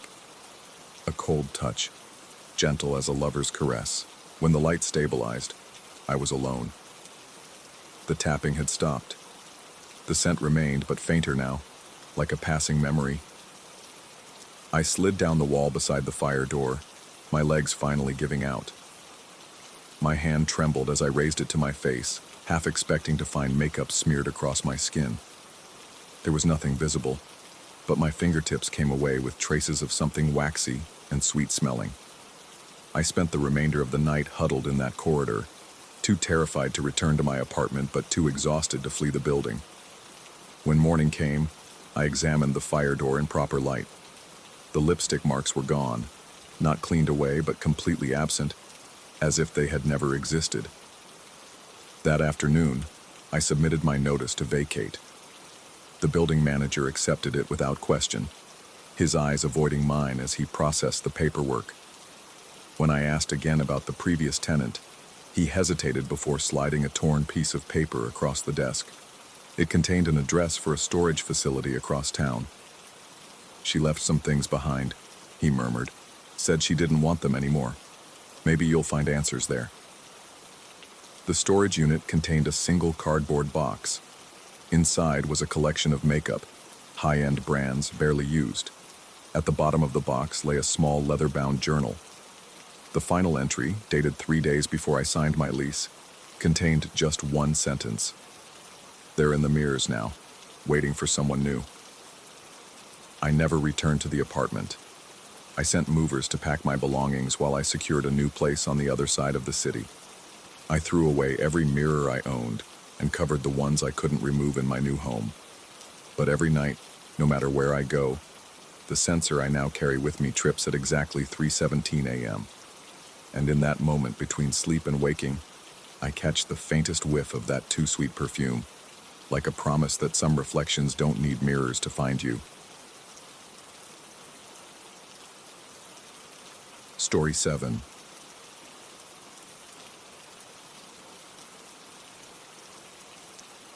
The salt stretches before me like a frozen ocean, blinding white under the midday sun. I've traveled halfway across the world to photograph this geological wonder, but something feels wrong from the moment my boots crunch onto the crystalline surface. The air here tastes metallic, like blood pennies dissolving on my tongue. Despite the cloudless sky, shadows move at the periphery of my vision, tall, elongated figures that vanish when I turn my head. I tell myself it's just heat distortion, a trick of light on the endless white canvas. But deep in my gut, I know it's something else, something watching. My assignment is simple: capture the surreal beauty of Bolivia's Salar de Uyuni for a travel magazine. 3 days alone on the world's largest salt flat. Simple, or it should have been. On the first morning, I notice it. The crystalline surface doesn't reflect me quite right. The timing is slightly off, my reflection moving a split second after I do. A curious optical illusion, I reason, caused by the unusual mineral composition. I kneel to examine it closer, running my fingers across the salt. My reflection does the same, but its eyes, my eyes, look directly at me instead of down at its own hands. A chill runs up my spine, but I convince myself it's just my imagination overworking in the isolation. I continue taking photographs, trying to ignore the growing unease. The vastness of this place presses down on me. No sounds except the crunch of salt beneath my boots and the wind whispering across the flats. No landmarks except distant mountains shimmering like mirages on the horizon. Just me and an endless white void that seems to breathe. By afternoon, the salt flat's perfect mirror effect intensifies with the changing light.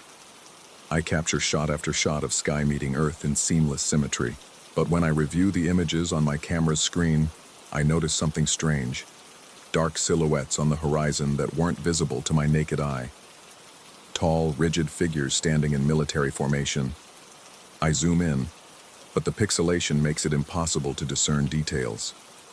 Historical remnants from Bolivia's colonial past sometimes appear in tourist photographs. Guides had informed me when I asked about local legends. Just tricks of light and shadow, they had insisted with two wide smiles. Nothing to worry about, but I am worried now. That night in my small tent pitched at the edge of the salt flat, I hear footsteps crunching outside. Measured, deliberate steps circling my shelter. I grip my flashlight tight enough to whiten my knuckles, but when I finally summon the courage to look outside, I find only unbroken salt stretching in all directions, gleaming under moonlight. No footprints except my own. No explanation for the sounds that continue intermittently until dawn breaks. Sleep comes in fitful bursts, filled with dreams of men in antiquated military uniforms standing at attention, watching me through rifle sights. The second day dawns with a blood-red sunrise that paints the salt crimson. I force myself to continue working, telling myself that the solitude is affecting my mind. The magazine expects photographs, and professional pride won't allow me to flee without completing my assignment. I've worked in war zones and disaster areas. Surely I can handle an oversized salt deposit playing tricks on me. By mid-morning, the heat has become oppressive, distorting the horizon with shimmering waves. I notice dark spots appearing in the distance like holes punctured in the fabric of reality. Through my telephoto lens, they look like people. No, soldiers, standing rigidly at attention. I blink, and they're gone. But the unease remains, slithering around my throat like an invisible noose. Around noon, I'm photographing salt crystals when movement in my peripheral vision catches my attention. I turn quickly, but see nothing unusual, just endless white in all directions. Yet in the salt's reflection, I glimpse multiple silhouettes. Men in colonial-era military uniforms, muskets raised. My heart hammers against my ribs as I spin around again, but the salt flat remains empty of anyone but me. I raise my camera anyway, pointing it at the vacant spot where I'd seen the reflections. Through the viewfinder, I see them clearly now. A line of soldiers in formation, rifles aimed directly at me. My mouth goes dry, and a cold sweat breaks across my forehead despite the punishing heat.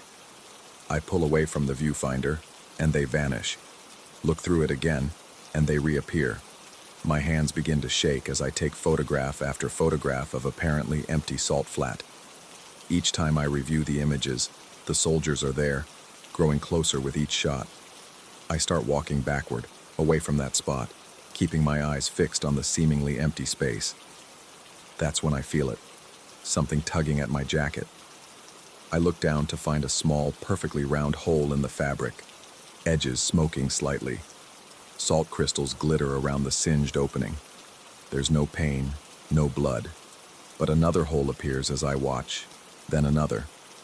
Tiny perforations materialize across my chest and arms while no sound breaks the eerie silence of the salt flat.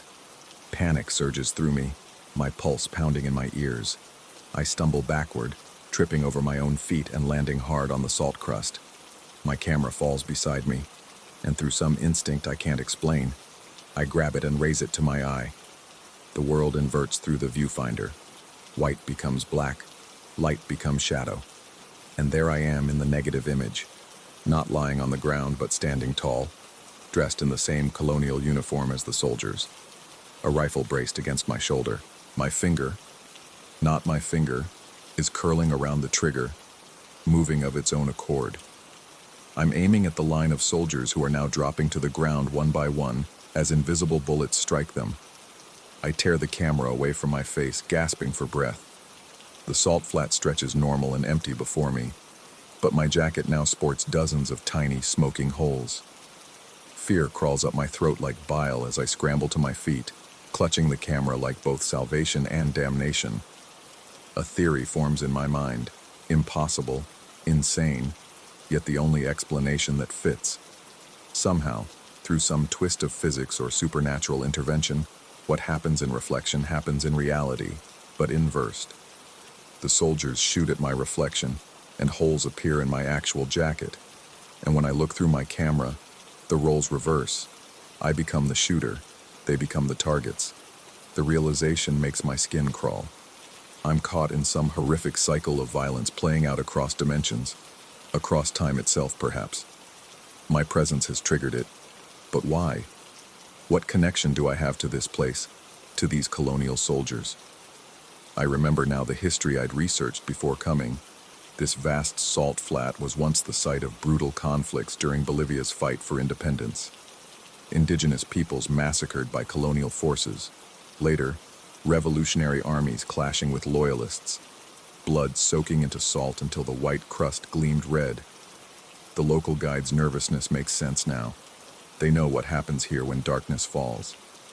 As the sun begins its descent toward the horizon, the air grows colder, and the reflections in the salt sharper. I need to leave before night comes, but disorientation has set in. Which direction leads back to civilization? The mountains that served as my landmark earlier have disappeared in a rising mist that creeps across the salt like ghostly fingers.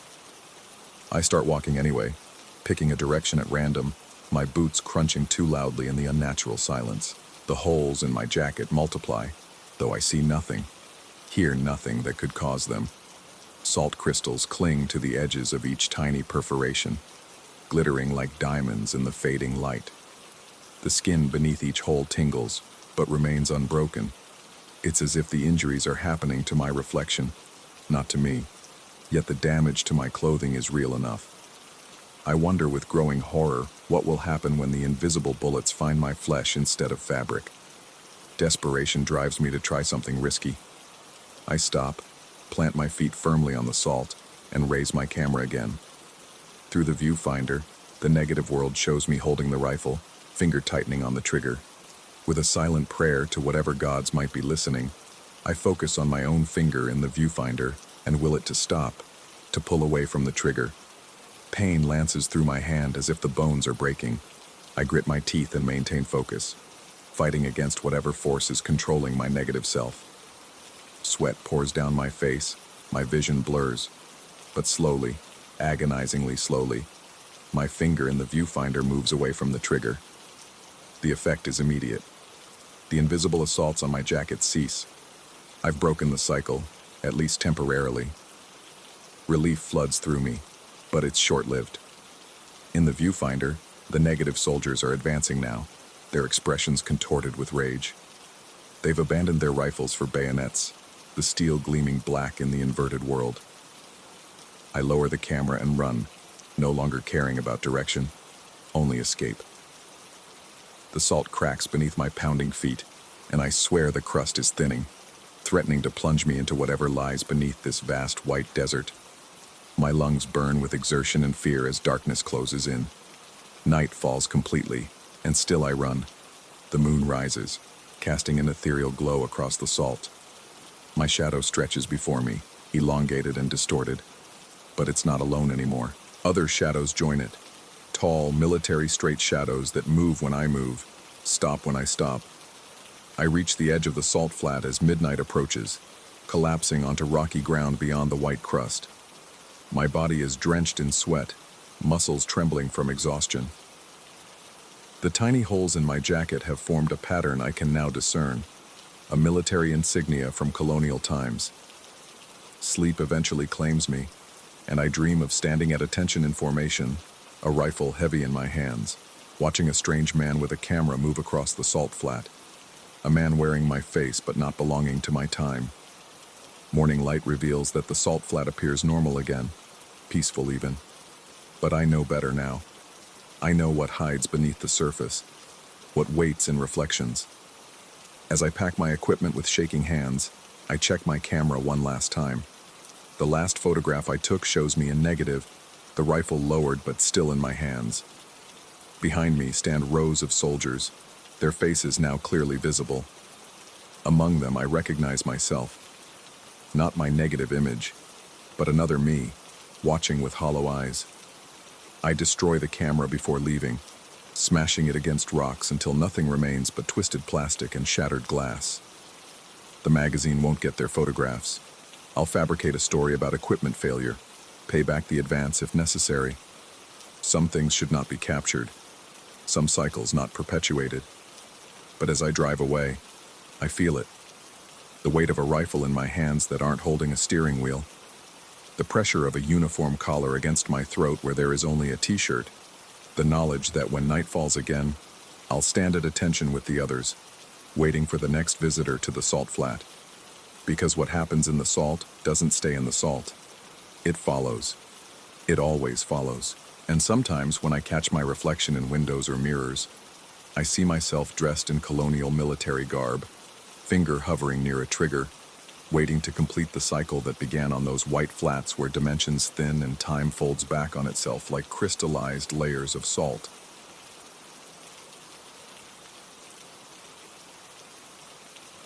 Story 8.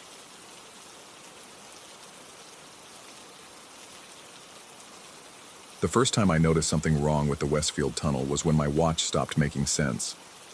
Not in the way timepieces normally malfunction, gaining minutes or dying altogether, but in calculated surgical subtractions. 8 seconds gone, then 16, then 24, as if something was harvesting increments of my existence with mechanical precision.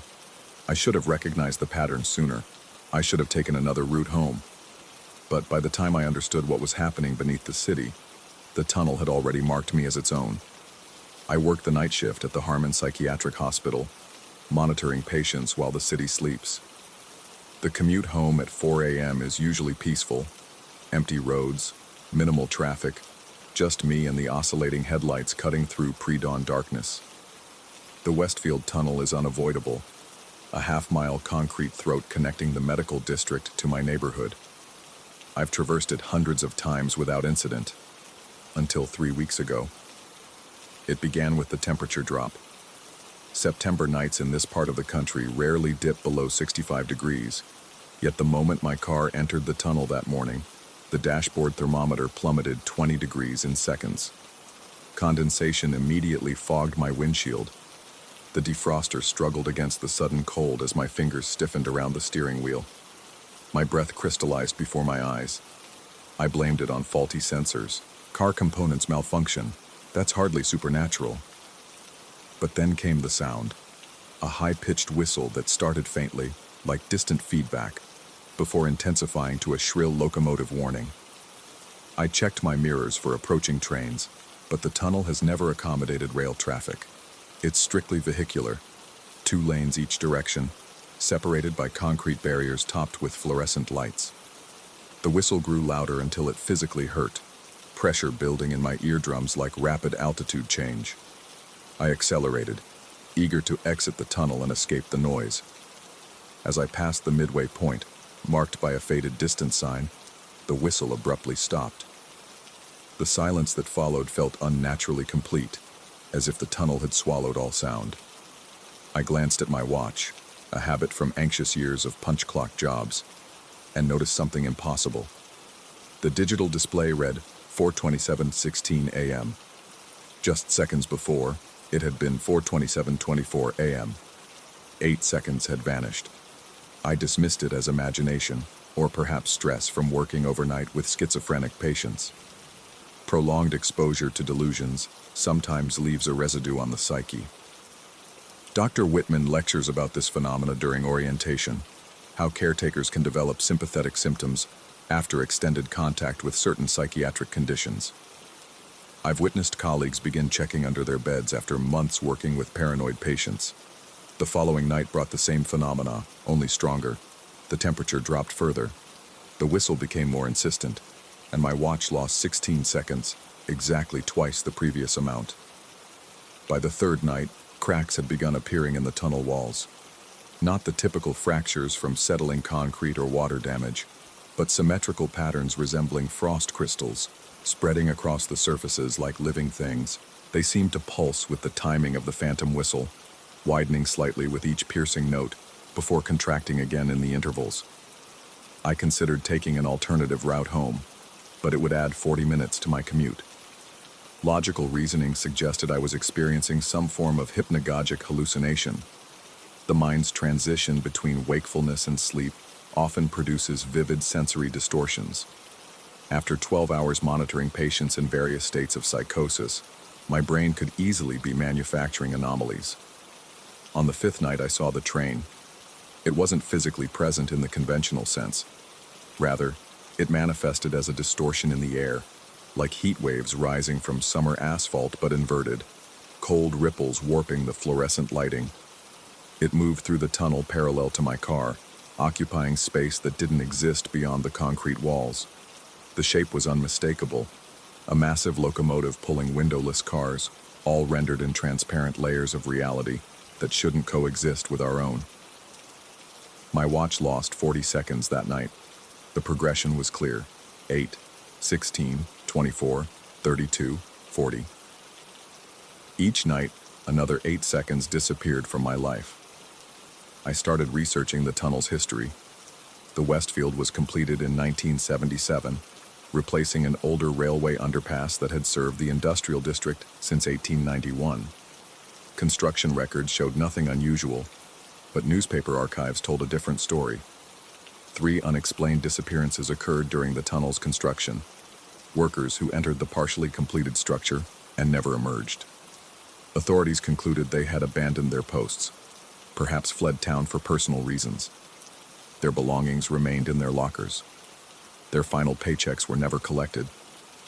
What disturbed me most was discovering their initials: JAM James Allen McIntosh, RDS Robert Daniel Sinclair, TLW Thomas Lawrence Wiltshire.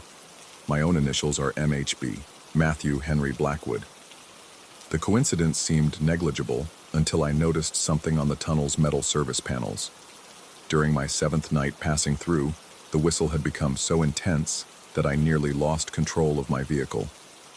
I pulled over onto the narrow maintenance strip that runs the length of the tunnel.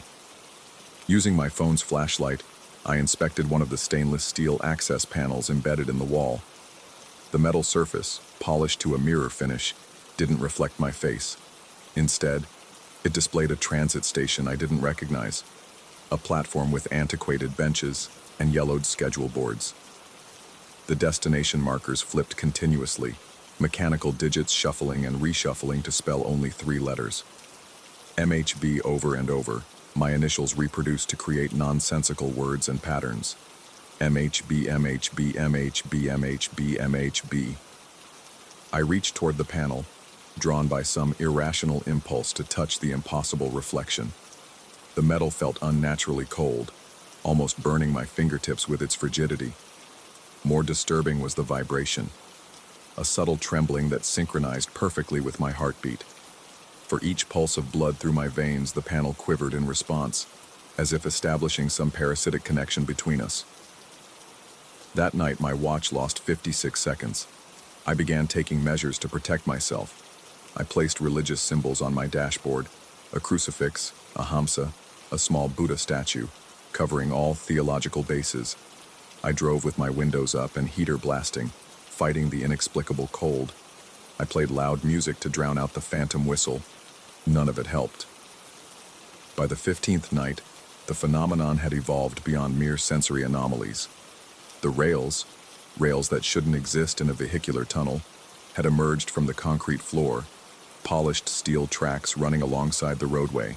They gleamed wetly under the fluorescent lights, their surface darkening to the rusty brown of oxidized blood whenever the spectral train passed. I tried documenting the phenomena with my phone's camera, but technology failed in the tunnel's presence. Recordings captured only static. Photographs showed blurry light smears.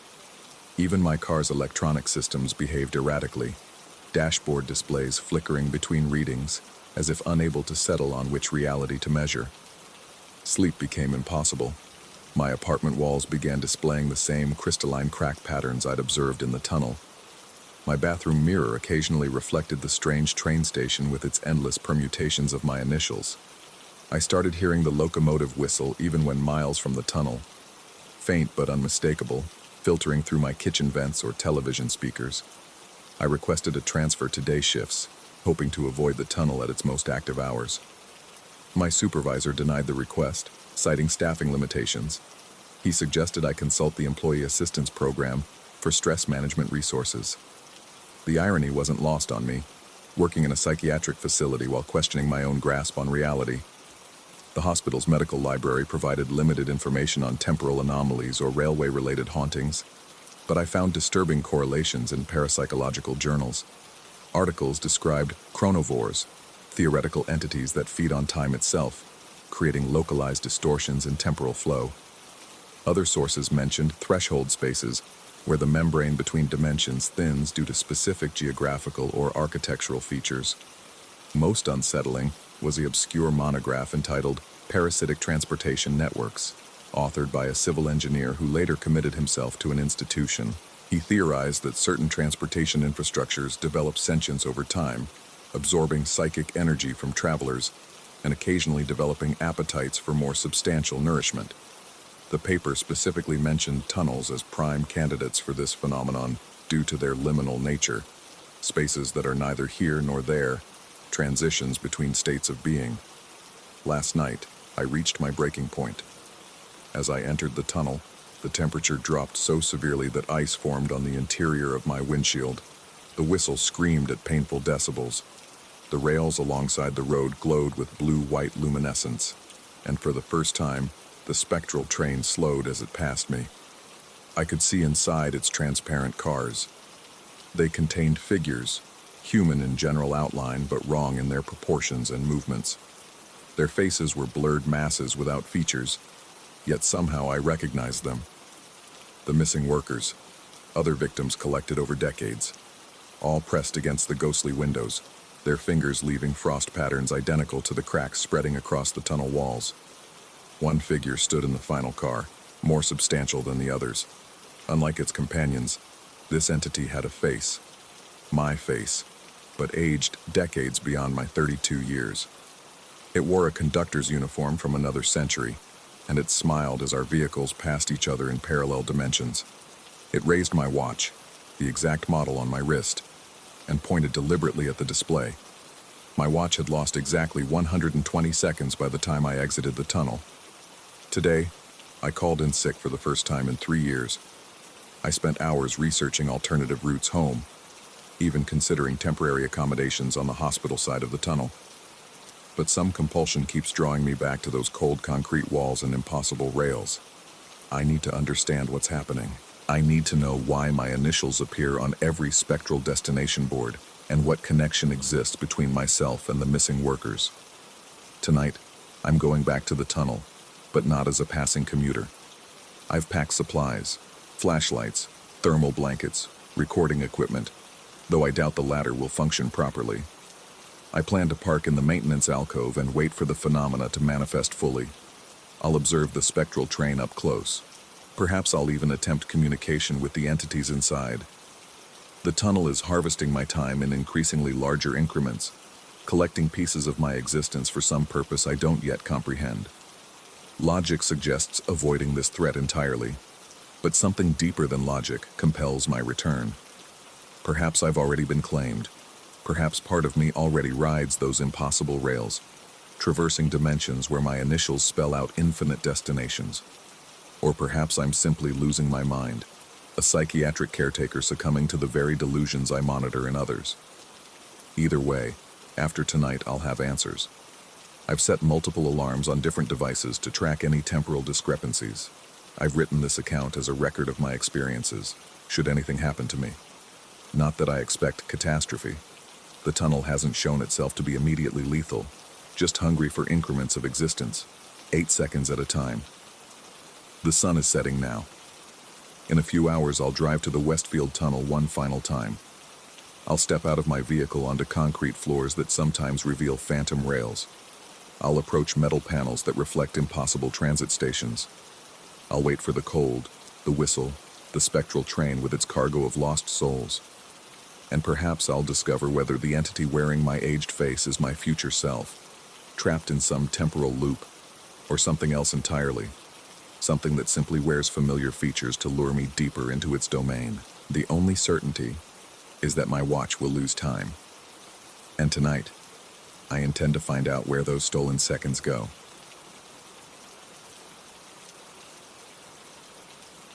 Story 9.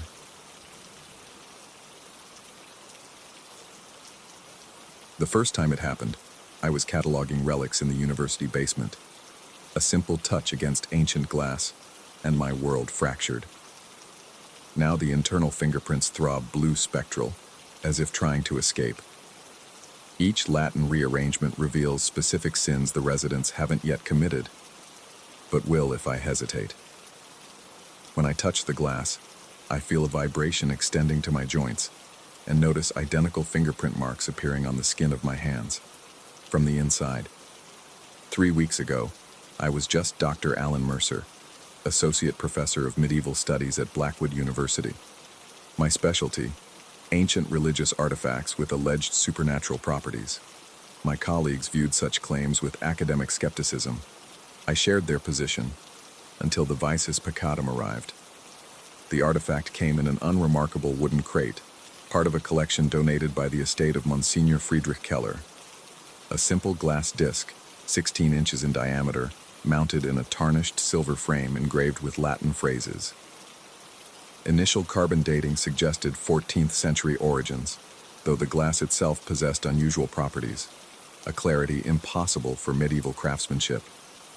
I first noticed something wrong while photographing the artifact under UV light. The prints I'd accidentally left on its surface illuminated not with the expected fluorescence, but with an electric blue glow that seemed to pulse with my heartbeat. I assumed equipment malfunction. Scientific explanations exist for most phenomena. At least that's what I told myself. That night I dreamed of fingerprints burning beneath my skin. The following morning, my hands itched incessantly. In the shower I noticed faint discolorations on my palms, whorls and ridges mirroring my own fingerprints but visible from within, as if someone had pressed their fingers against the underside of my skin. I blinked, and they disappeared. Sleep deprivation, I reasoned. The start of term always took its toll. In my office, the Vices Peccatum waited. The Latin inscription around its rim had rearranged overnight. I'd transcribed it yesterday as a typical blessing against evil, but now it read, Videre intus peccata nondum commissa. To see within sins not yet committed. Impossible. Latin doesn't spontaneously rearrange itself.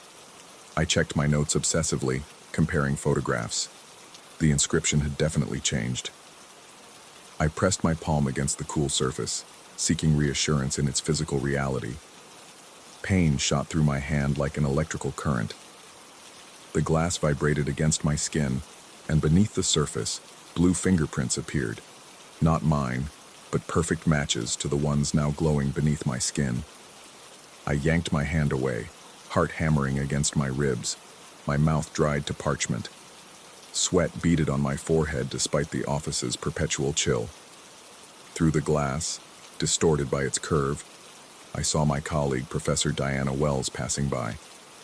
The disc reflected her image, but surrounding her silhouette were glowing blue handprints, and beneath them, Latin words, invidia and furta, envy and theft. Diana paused at my door, asking if I'd received the department budget reports. Her voice sounded distant, underwater. I nodded mechanically, watching blue fingerprints pulse around her reflection in the glass. She mentioned coveting my research grant, laughed about stealing my ideas. Casual academic banter, but the blue handprints intensified with each word. After she left, I locked the door and examined my palms. The internal fingerprints had grown more pronounced, blue-white whorls visible beneath the skin, pulsing with each heartbeat. When pressed against ordinary surfaces, they left no trace, but I could feel them straining, as if something inside me wanted out. I should have locked the artifact away, called someone. Instead, I spent the night in my office, translating the continuously shifting Latin phrases surrounding the glass. Each rearrangement corresponded to someone in the building. Professor Hargrove, Superbia, Pride, the department secretary, IRA, Wrath, graduate student Miller, Luxuria, Lust. Future sins, the inscription claimed, not yet committed. By morning, my hands throbbed relentlessly, the skin stretched tight over the glowing patterns. When I pressed my fingers against the window overlooking the campus quad, I felt a vibration ripple through my joints, up my arms, settling deep in my chest. Outside, students and faculty moved between buildings, each trailing ghostly blue handprints visible only to me. I began to notice patterns. The secretary snapped at a student after the glass showed IRA. Hargrove preened about his latest publication moments after Superbia appeared. Coincidences, surely. The human mind excels at pattern recognition, even when patterns don't exist. Yet the timing felt too precise, the correlations too strong. The pain in my hands grew unbearable by evening. The skin had become translucent, revealing the intricate blue patterns beneath. I could trace each whorl, each ridge. The fingerprints weren't mine anymore. They belonged to something else, using my flesh as parchment. In the bathroom mirror, I looked haggard. Dark circles underscored bloodshot eyes. My complexion had taken on an unhealthy pallor. I splashed cold water on my face, then froze. In the mirror, blue handprints appeared on my reflection, but not on my actual face. I whirled around, heart pounding, but found the bathroom empty. When I returned to my office, the visus peccatum glowed electric blue, illuminating the room without any external light source. New Latin words encircled it. Cave qui tangit speculum peccati. Beware who touches the mirror of sin. Outside my office window, Professor Wells argued with campus security. Through the glass, I saw blue handprints engulfing her. The Latin words floating around her had changed. Furta consummatum. Theft completed. Security escorted her toward the administration building. I learned later that evening that Diana had been caught stealing departmental funds.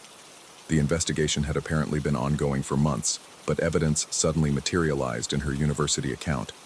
The pattern continued over subsequent days. The glass would reveal sins, and within hours, those sins would manifest. My colleague Hargrove's article was retracted for plagiarism after Superbia flared around his image. The secretary was suspended after a violent outburst at a faculty meeting following an intense IRA indication. Each fulfillment sent searing pain through my hands. The internal fingerprints grew more distinct, more separate from me. I felt them moving sometimes, shifting beneath my skin while I slept. I began wearing gloves to hide the increasingly visible blue patterns, but the fabric did nothing to disguise the unearthly glow. My apartment walls filled with notes, photographs, translations. I tracked each prediction, each fulfillment. Sleep became impossible, food tasteless. My only focus, understanding the artifact's purpose. Was I preventing sins or causing them? When I touched the glass and felt those vibrations connect with something inside me, was I merely observing the future or somehow catalyzing it? A week into this waking nightmare, I discovered the missing piece. The Monsignor's journals arrived with the rest of his collection.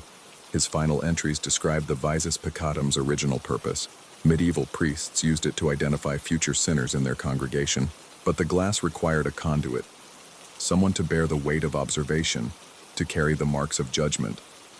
The Monsignor's handwriting deteriorated throughout his journal, becoming nearly illegible in final passages. He wrote of fingerprints beneath his skin, of villagers driven to commit the very sins he observed through the glass. The last entry, barely decipherable. I am not observer, but catalyst. The sins emerge because I see them. My hands shook as I closed the journal. The blue patterns beneath my skin pulsed in agreement. I wasn't preventing anything. My observation through the glass was ensuring these sins occurred. The vibrations I felt weren't just connections, they were activations. That night, I wrapped the visus peccatum in layers of cloth and drove to the abandoned quarry outside town. My plan? Destroy it. Break the connection. Free myself from this parasitic relationship. The internal fingerprints sensed my intention. They burned beneath my skin, sending waves of agony up my arms. My vision blurred. The car swerved dangerously as pain lanced through my body. At the quarry's edge, I unwrapped the glass. Its surface showed my own reflection, surrounded by blue handprints and a single Latin word, destructio. The implication struck me with physical force. My sin, destruction. By attempting to destroy the artifact, I would fulfill its prediction. But if I didn't destroy it, more would suffer as I had. I stood at the edge, disc in hand, paralyzed by paradox. The blue fingerprints beneath my skin burned so intensely I could smell charred flesh. My reflection in the glass showed something changing in my eyes, a blue luminescence replacing natural color. Understanding crashed through me like a wave. The glass wasn't predicting sins, it was revealing potential. Choice still existed. The Monsignor had failed to see this, becoming a self-fulfilling prophecy, driving himself and others to madness. I set the artifact down on a flat rock, then removed my gloves. The blue patterns had spread beyond my hands now, tracing veins up my forearms. I pressed my palms against the glass one final time, feeling that familiar vibration. No more, I whispered. The connection between us changed. Instead of receiving impressions, I pushed back, forced my will through the glass. The blue patterns beneath my skin flared with blinding intensity, then began to recede, flowing out through my fingertips, back into the artifact. Pain beyond description followed. Every nerve ending screamed as the foreign patterns extracted themselves from my flesh. I remained conscious throughout, watching as the glass absorbed what it had planted in me. When it finished, the glass had changed. No longer clear, it now contained swirling blue patterns, all the fingerprints it had collected over centuries, mine included. The Latin inscription reverted to its original form, a simple warning about the nature of sin and observation. I didn't destroy the visus peccatum. Instead, I returned it to the university's secure archive with a comprehensive report detailing its properties and dangers. No one believed me, of course. The blue patterns were gone, from both my hands and the glass itself. Tests revealed nothing unusual about the artifact beyond its historical significance. Sometimes at night, I still feel phantom pains in my hands. In certain lights, I imagine I can see faint blue patterns beneath my skin. When I touch glass surfaces, windows, mirrors, screens, I brace myself for that telltale vibration. It never comes. But I avoid reflections whenever possible, and I never, ever read Latin aloud anymore.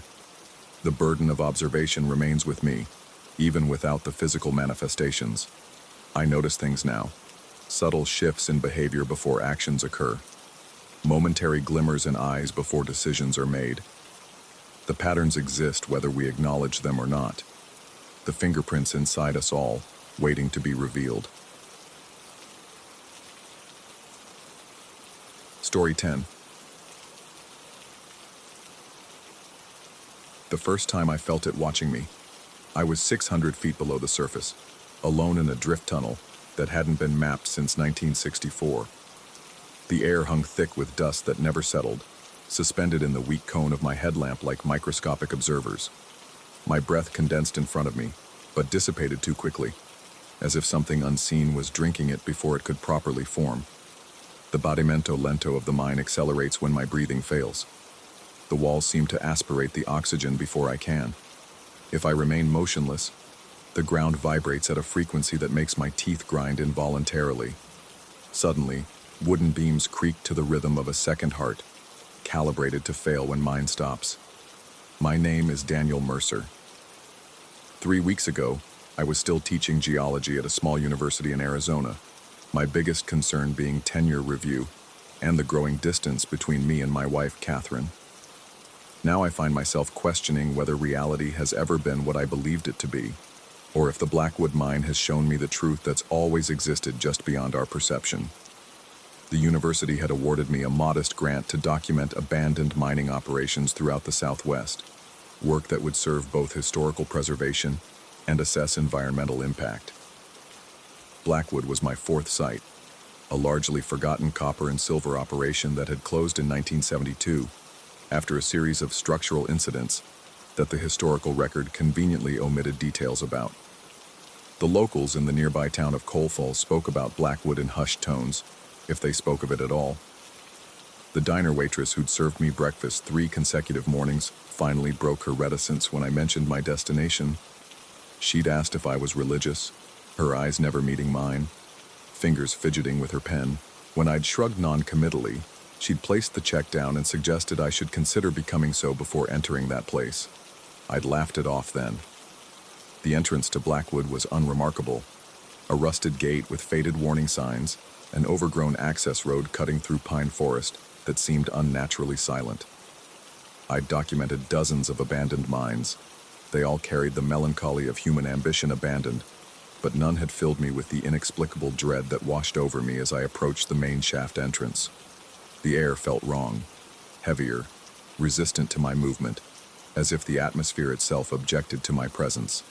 My instruments showed normal oxygen levels, no methane or carbon monoxide, yet each breath felt insufficient, like drinking through a straw that was gradually being pinched.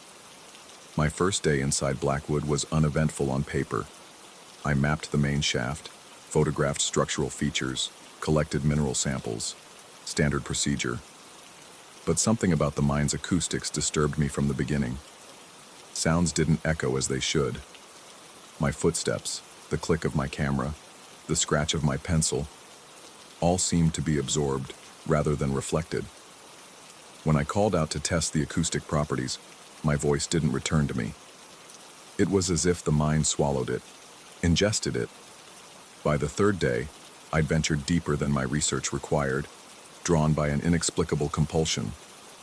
The main shaft gave way to older tunnels, support structures transitioning from steel to timber that looked impossibly preserved for their age. My headlamp caught glimpses of unusual crystalline formations that didn't match the geological profile I'd studied. They appeared almost translucent, with internal structures that seemed to shift when viewed from different angles. That was when I first noticed the mine's rhythm. Standing motionless to photograph a particularly unusual quartz vein, I felt it, a barely perceptible pulsation through the soles of my boots. At first, I dismissed it as distant machinery, perhaps water pushing through old pipes. But as I pressed my palm against the rock face, the truth was undeniable. The stone itself was throbbing, beating with a slow, deliberate rhythm, 60 beats per minute. Exactly. I counted. Human resting heart rate. My scientific mind scrambled for explanations. Underground water systems, shifting tectonic pressures, even the distant vibration of highway traffic transmitting through the earth. None satisfied what I was experiencing. When I pulled my hand away, my palm was slick with moisture that hadn't been there before. Not water. Something viscous that caught the light with an oily rainbow sheen. I should have left then. Any rational person would have. But curiosity has always been my fatal flaw. That, and the inexplicable certainty that the mine knew I was there, and somehow wanted me to continue. The fourth day, I ventured into the drift tunnel where I now find myself trapped. The map I'd obtained from county records indicated it terminated after 300 feet. I've walked at least twice that distance. My attempts to mark my path have proven futile. The spray paint I've applied to the walls seeps inward and disappears within minutes, absorbed like water into sand. 6 hours ago, my satellite phone lost signal despite having shown full strength moments before. My backup radio emits nothing but a soft, wet, sucking sound that rises and falls in rhythm with the pulsations I now feel constantly through the ground. The mine's behavior has grown more aggressive with each passing hour. The first time I tried to turn back, to retrace my steps to the main shaft, the timber supports groaned in unison. Not the expected creak of settling wood, but a sustained, deliberate sound like a massive ribcage expanding. The tunnel ahead of me stretched visibly, while the path behind contracted. The laws of physics don't allow for such things, yet my eyes registered it clearly. When I tried to run, the beating beneath me accelerated, matching my own heart's frantic pace. The air grew thinner with each panicked breath, as if the very walls were competing with my lungs, drawing oxygen from the space around me. I felt myself growing lightheaded, my vision tunneling. Only when I forced myself to slow my breathing, to calm my racing heart, did the tunnel's rhythm slow as well, the atmosphere becoming marginally more breathable. This sick synchronicity has become the rule of my existence in these endless hours. The mind mirrors my physiological state with perfect precision. When anxiety spikes my heart rate, the pulsing beneath my feet quickens, the air thins, the walls seem to contract. Only by maintaining rigid control over my autonomic responses can I create a survivable environment. I've begun to wonder if the Blackwood isn't a mine at all, at least not in any conventional sense. The further I've traveled, the less the tunnels resemble human excavation. The walls have a smoothness in places that no drill or dynamite could achieve, with undulating patterns that remind me of peristalsis. The support beams no longer appear to be holding the ceiling up. Rather, they seem embedded within it, like ribs or structural reinforcements for the tunnel itself. My headlamp has been flickering with increasing frequency, the battery draining far faster than it should. In the momentary darkness between flickers, I've glimpsed things that can't possibly exist. Translucent membranes stretching across junctions in the tunnel, pulsing with internal light. Tiny crystalline structures that appear to reorient themselves toward me, like the compound eyes of insects tracking movement. Seams in the rock that part slightly, revealing glimpses of something moist and darkly iridescent beneath. I found markings on the walls that don't match any mining notation I've ever encountered. They appear almost calligraphic, but follow no linguistic pattern I recognize. More disturbing is how they seem to rearrange themselves when I look away, telling different stories each time my eyes return to them. One sequence has appeared with growing frequency, a series of angular glyphs that my mind insistently translates as synchronize, despite having no logical basis for this interpretation. The mind's most unsettling behavior began approximately 2 hours ago. As I rested against what I believed was a stone outcropping, I felt it yield slightly beneath my weight, conforming to my body like memory foam. When I jerked away, my hand came back covered in the same oily substance I'd encountered earlier. In the beam of my failing headlamp, I saw the stone ripple, then slowly resume its rigid appearance. It was then I began to piece together the horrifying possibility. The Blackwood isn't just alive, it's something between an organism and a place, a hybrid entity that hasn't just been reacting to my presence, but studying me, learning my biological patterns, establishing a baseline for some purpose I can't begin to comprehend.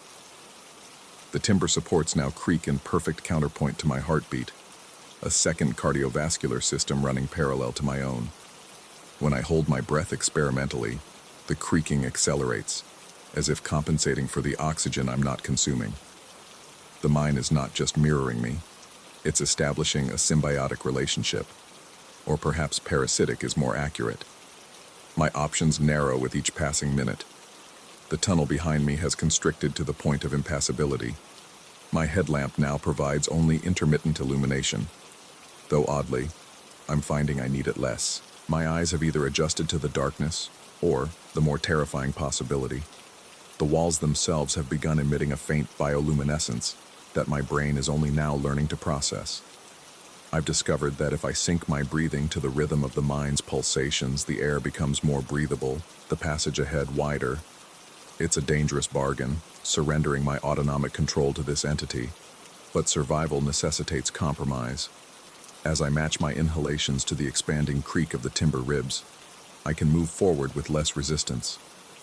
The mind seems to approve of this cooperation, rewarding my synchronization with easier passage. The ground beneath me has begun to undulate subtly, like walking on a waterbed. Each step requires careful balance, yet there's an unsettling assistance to my movement when I surrender to its rhythm, as if the floor is carrying me forward, propelling me deeper into the organism.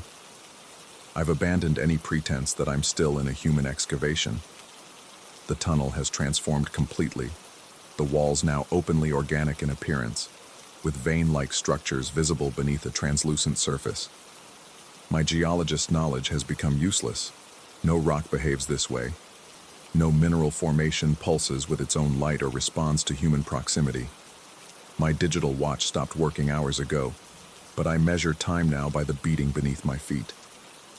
Thousands of pulses have passed.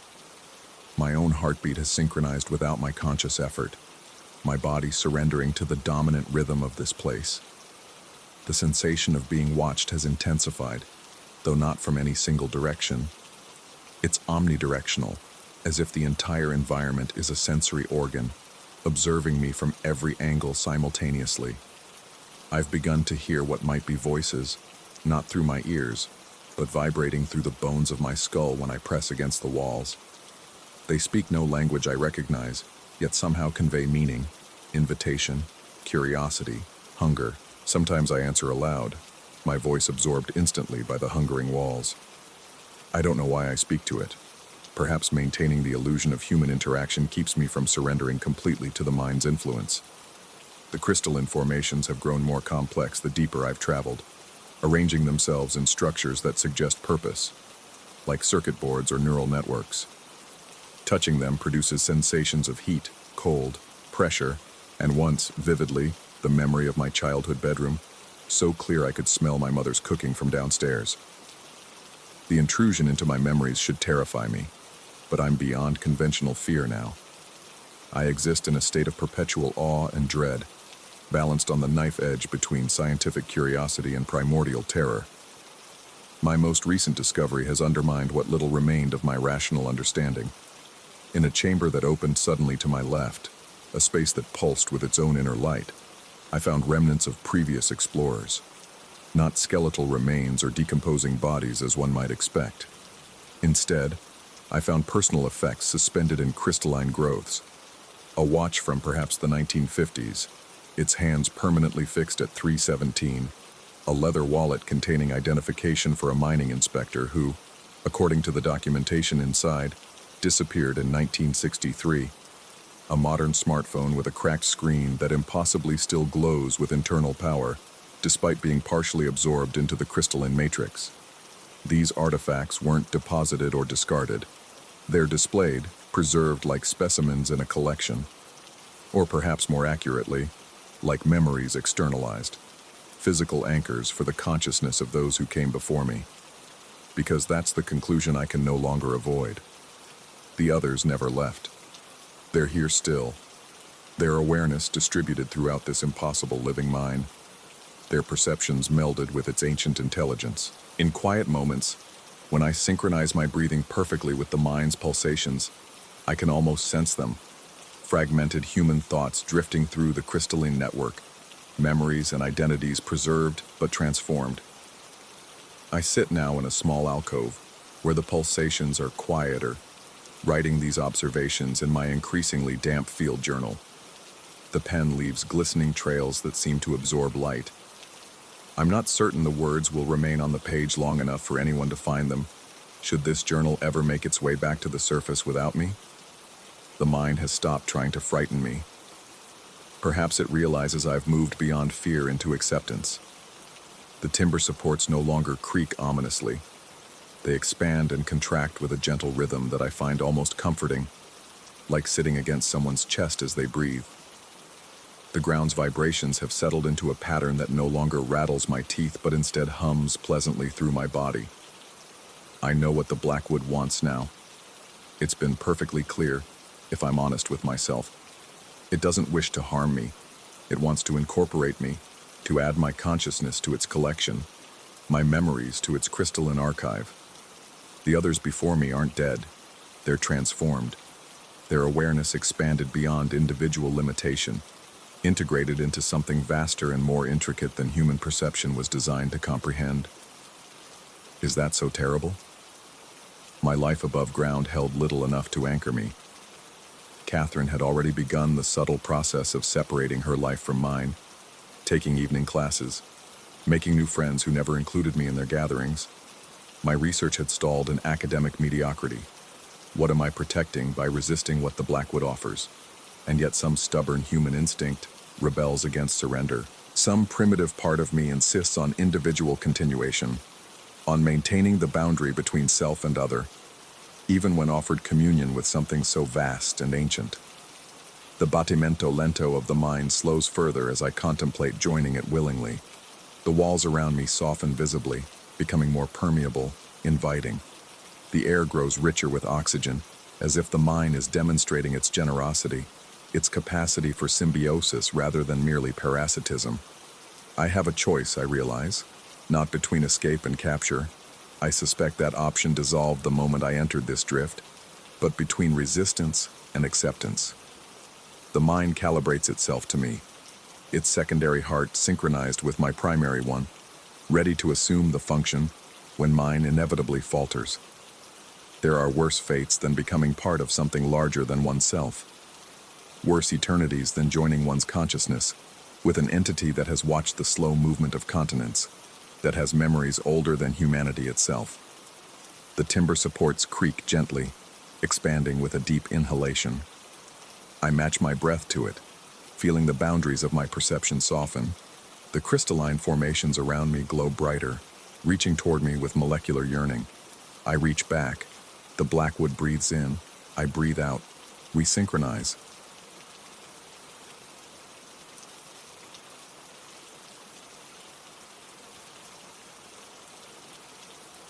Story 11.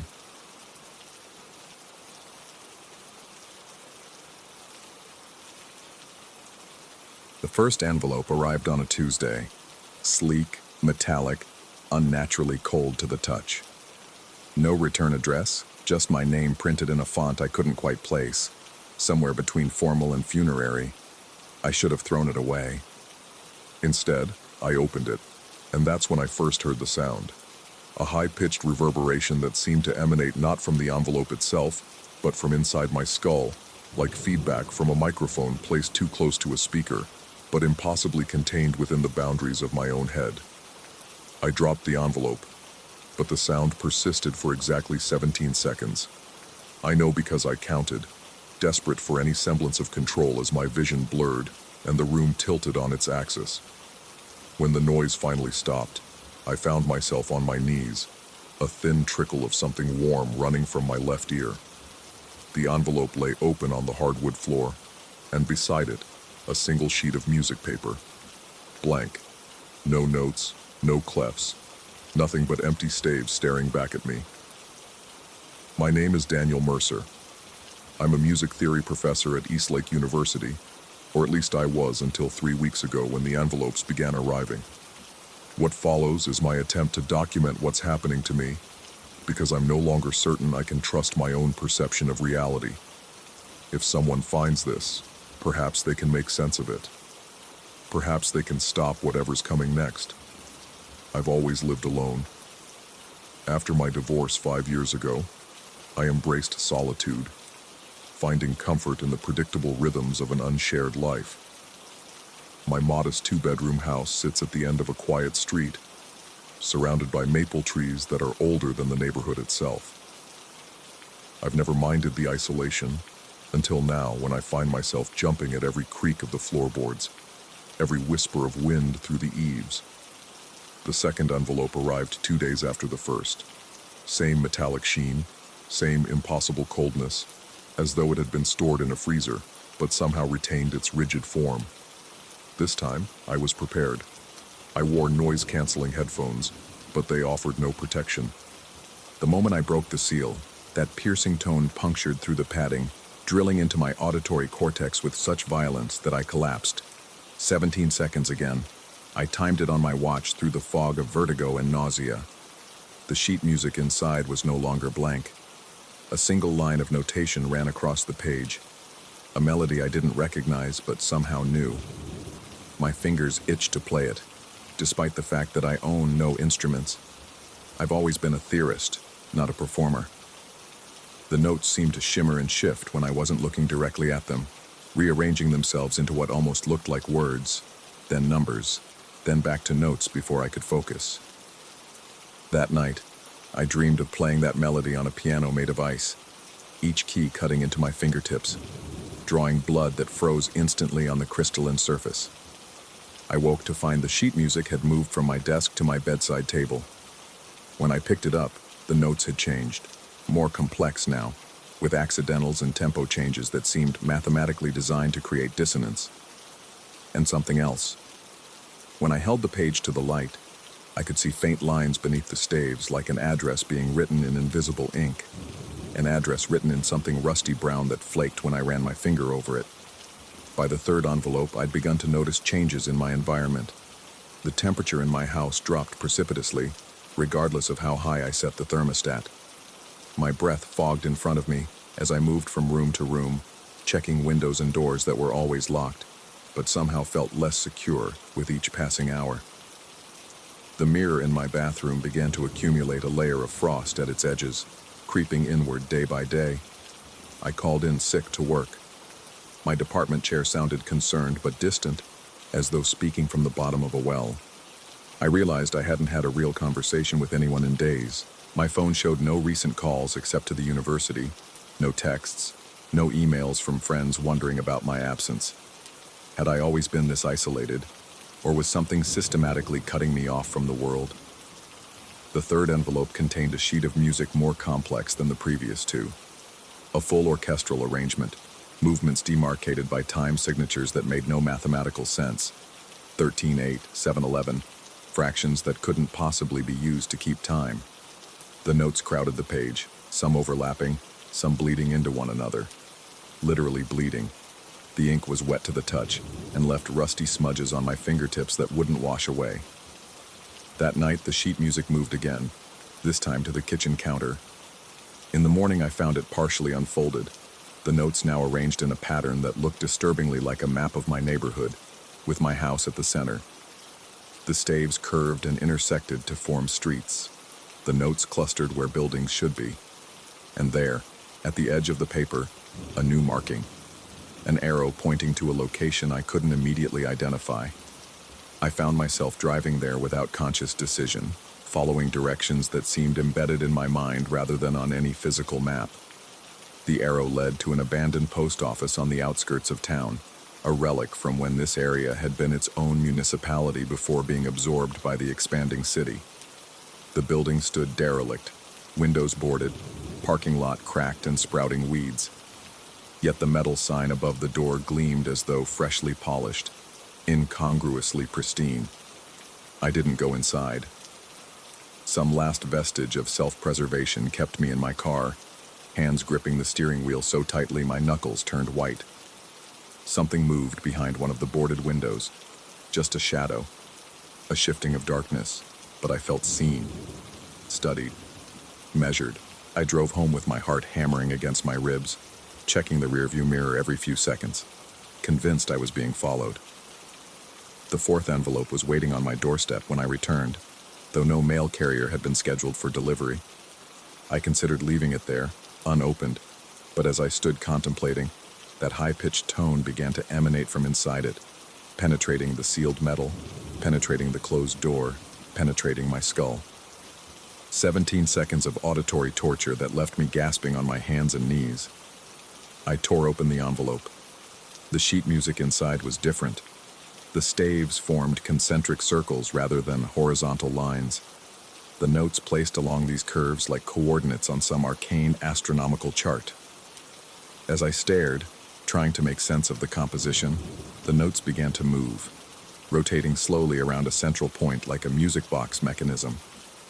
The sound came again, not from my skull this time, but from the paper itself, a tinny, mechanical rendition of the melody I'd seen in the first sheets. I dropped the paper, but it continued to play. The circles spun faster, the notes blurring into lines that began to form letters, words, An address written in a substance that glistened wetly under my living room lights. My address, written in what could only be blood. But the most terrifying part was the final line. Return to sender. That night, I barricaded myself in my bedroom, pushing the dresser against the door, sleeping with the lights on, and a kitchen knife under my pillow. I woke to find all 4 sheets of music arranged on the floor in a perfect square around my bed. The notes had changed again, now forming a perfect representation of my sleeping form, rendered in quarter notes and half rests. In the corner of each page, a countdown had begun. 4, 3, 2. The 5th envelope arrived precisely at noon. I know because every clock in my house stopped at that exact moment. Digital displays frozen, second hands arrested mid-tick. The envelope levitated at eye level in the center of my living room, spinning slowly on its axis, defying every natural law I'd built my understanding of the world upon. My body moved toward it without my permission, hand extending, fingers breaking the seal before my brain could scream its objection. The sound this time was different, deeper, resonant, like the lowest note on a pipe organ played inside a cathedral of bone. It vibrated through my teeth, my spine, settling in the marrow until I felt I might shatter from the inside out. The sheet music that emerged was blank again, but only for a moment. As I watched, words began to appear, written in a hand that was disturbingly familiar. My own handwriting, but with subtle wrongness, as though someone had studied it carefully but couldn't quite replicate the pressure of my pen, the angle of my letters. It was a shipping invoice, a detailed description of a package to be delivered. Dimensions, weight, special handling instructions. The contents were listed as organic material, fragile, time-sensitive. The sender's address was my own. The recipient was listed as the abandoned post office. The final line specified the contents in more detail. 1. Human vessel, lightly used, to be returned to original sender. My hands shook as I set down the paper. Return to sender.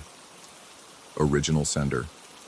The implications twisted through my mind like the notes on the circular sheet, spinning faster and faster until they blurred into a terrible understanding. I am not the sender. I am the package. Over the next several days, I noticed changes in my physical form. My skin took on a papery quality, dry and thin, crinkling when I flexed my fingers. My blood, when I accidentally cut myself shaving, flowed more slowly, darker, with the consistency of ink. My voice developed a metallic timbre, as though my vocal cords had been replaced with tuning forks. I reached out to former colleagues, old friends, even my ex-wife, but my calls went straight to voicemail. My emails bounced back undelivered, my text messages marked as failed to send. The world outside my window seemed increasingly distant, colors less vibrant, sounds muffled, as though I were viewing everything through a thin barrier that grew thicker by the hour. The sheets of music continued to rearrange themselves when I wasn't looking, forming new patterns, new maps, new instructions.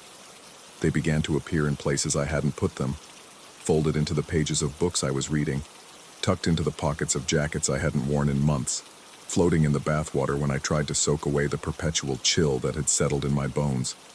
And always, that countdown, progressing inexorably toward some unknown 0 hour. 1. The final envelope didn't arrive by mail or mysterious appearance. It emerged from within me, pushing through the skin of my chest in a process that should have been agonizing, but instead produced only a curious pressure and the now familiar high-pitched tone. 17 seconds of sound and sensation as the metallic rectangle separated itself from my flesh, leaving no wound, no blood, just a perfect envelope sealed with what looked like a wax impression of my own fingerprint. I knew I shouldn't open it. Every instinct screamed against it, but my hands moved with that same puppet-like autonomy, breaking the seal, extracting the final sheet of music. This composition was different from all the others, a complete symphony written in a notation system I recognized, but couldn't quite read, as though the symbols had been subtly altered to communicate in a language adjacent to music, but fundamentally other. The staves twisted into a spiral that began at the edges of the page and wound inward, growing smaller and more intricate as they approached the center.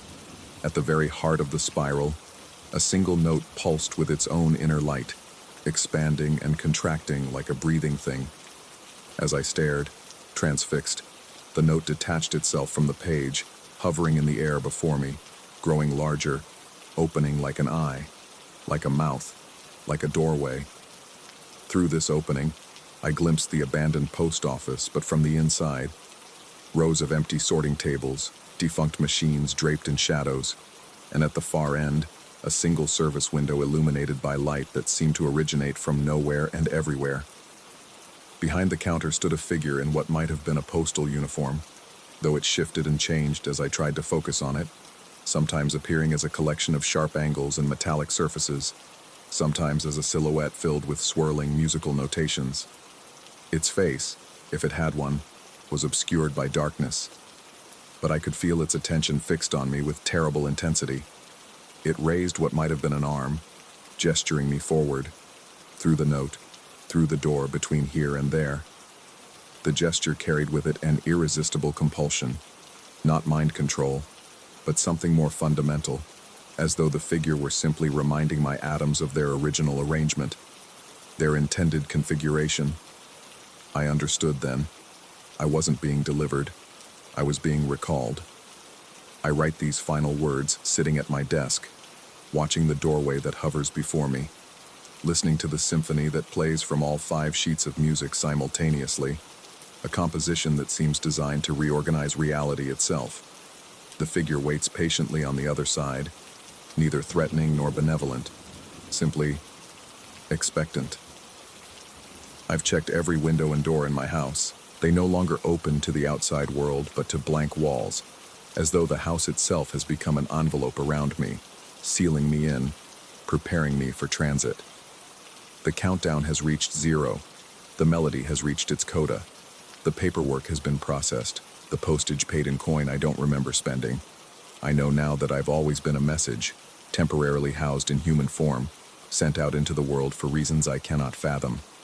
And now, for reasons equally mysterious, I'm being called back. Return to sender. Address unknown. No such person. No such zone. But I am taking one last stand of defiance. Instead of stepping through that doorway voluntarily, I am writing this account, sealing it in an envelope of my own making, and slipping it through the mail slot of what used to be my front door, but now leads somewhere, or somewhen, else entirely. If you're reading this, then perhaps some part of me has truly been delivered after all. And if you should receive a metallic envelope, cold to the touch with no return address, don't open it. Don't listen to the sound. Because some mail isn't meant to be received, and some senders don't take kindly to rejection. Story 12. The first time I saw them was through the lens of exhaustion. Gray silhouettes wavering at the edge of my vision after a 72-hour shift monitoring the building's security systems. I dismissed them as fatigue hallucinations. I should have run when I had the chance. I work as a night security supervisor at the Meridian Research Complex, a sprawling underground facility built beneath an unassuming office park. Most employees don't even know what happens on sublevel 4 and below. I wasn't supposed to know either, but being alone at 3 a.m. with nothing but monitors and coffee makes curiosity inevitable. That curiosity is what damned me. 3 weeks ago, the system logged an anomalous temperature spike in sublevel 6, a floor officially designated as storage, but requiring clearance levels even the facility director rarely used. The maintenance logs showed no scheduled work, yet heat signatures indicated movement. Following protocol, I called it in and documented the anomaly. The response I received was perfunctory: monitoring equipment malfunction. Disregard and log as system error. I might have left it there if not for the second anomaly the following night. This time, a power surge that briefly cut feeds to the entire sublevel before backup systems engaged. Again, I reported. Again, dismissed. By the third night, my skin crawled with the certainty of wrongness. The cameras on sublevel 6 showed nothing unusual: empty corridors, locked laboratory doors, standard emergency lighting. but the infrared sensors continued detecting heat patterns that shouldn't exist in vacant rooms. I decided to investigate personally against every protocol and probably my better judgment. The elevator required a security override to access sublevel 6. As the doors closed, the slight tremor in my hands intensified to a noticeable shake. The descent felt impossibly long, each floor passing with a heaviness that pressed against my chest. When the doors finally opened, the corridor before me looked precisely as it had on the monitors: empty, dimly lit, normal. I stepped out, my footsteps echoing against sterile tile. The air carried an acrid undertone beneath the standard ventilation, something like burnt plastic or scorched metal. Moving slowly, I checked each laboratory door. All remained sealed with security locks engaged.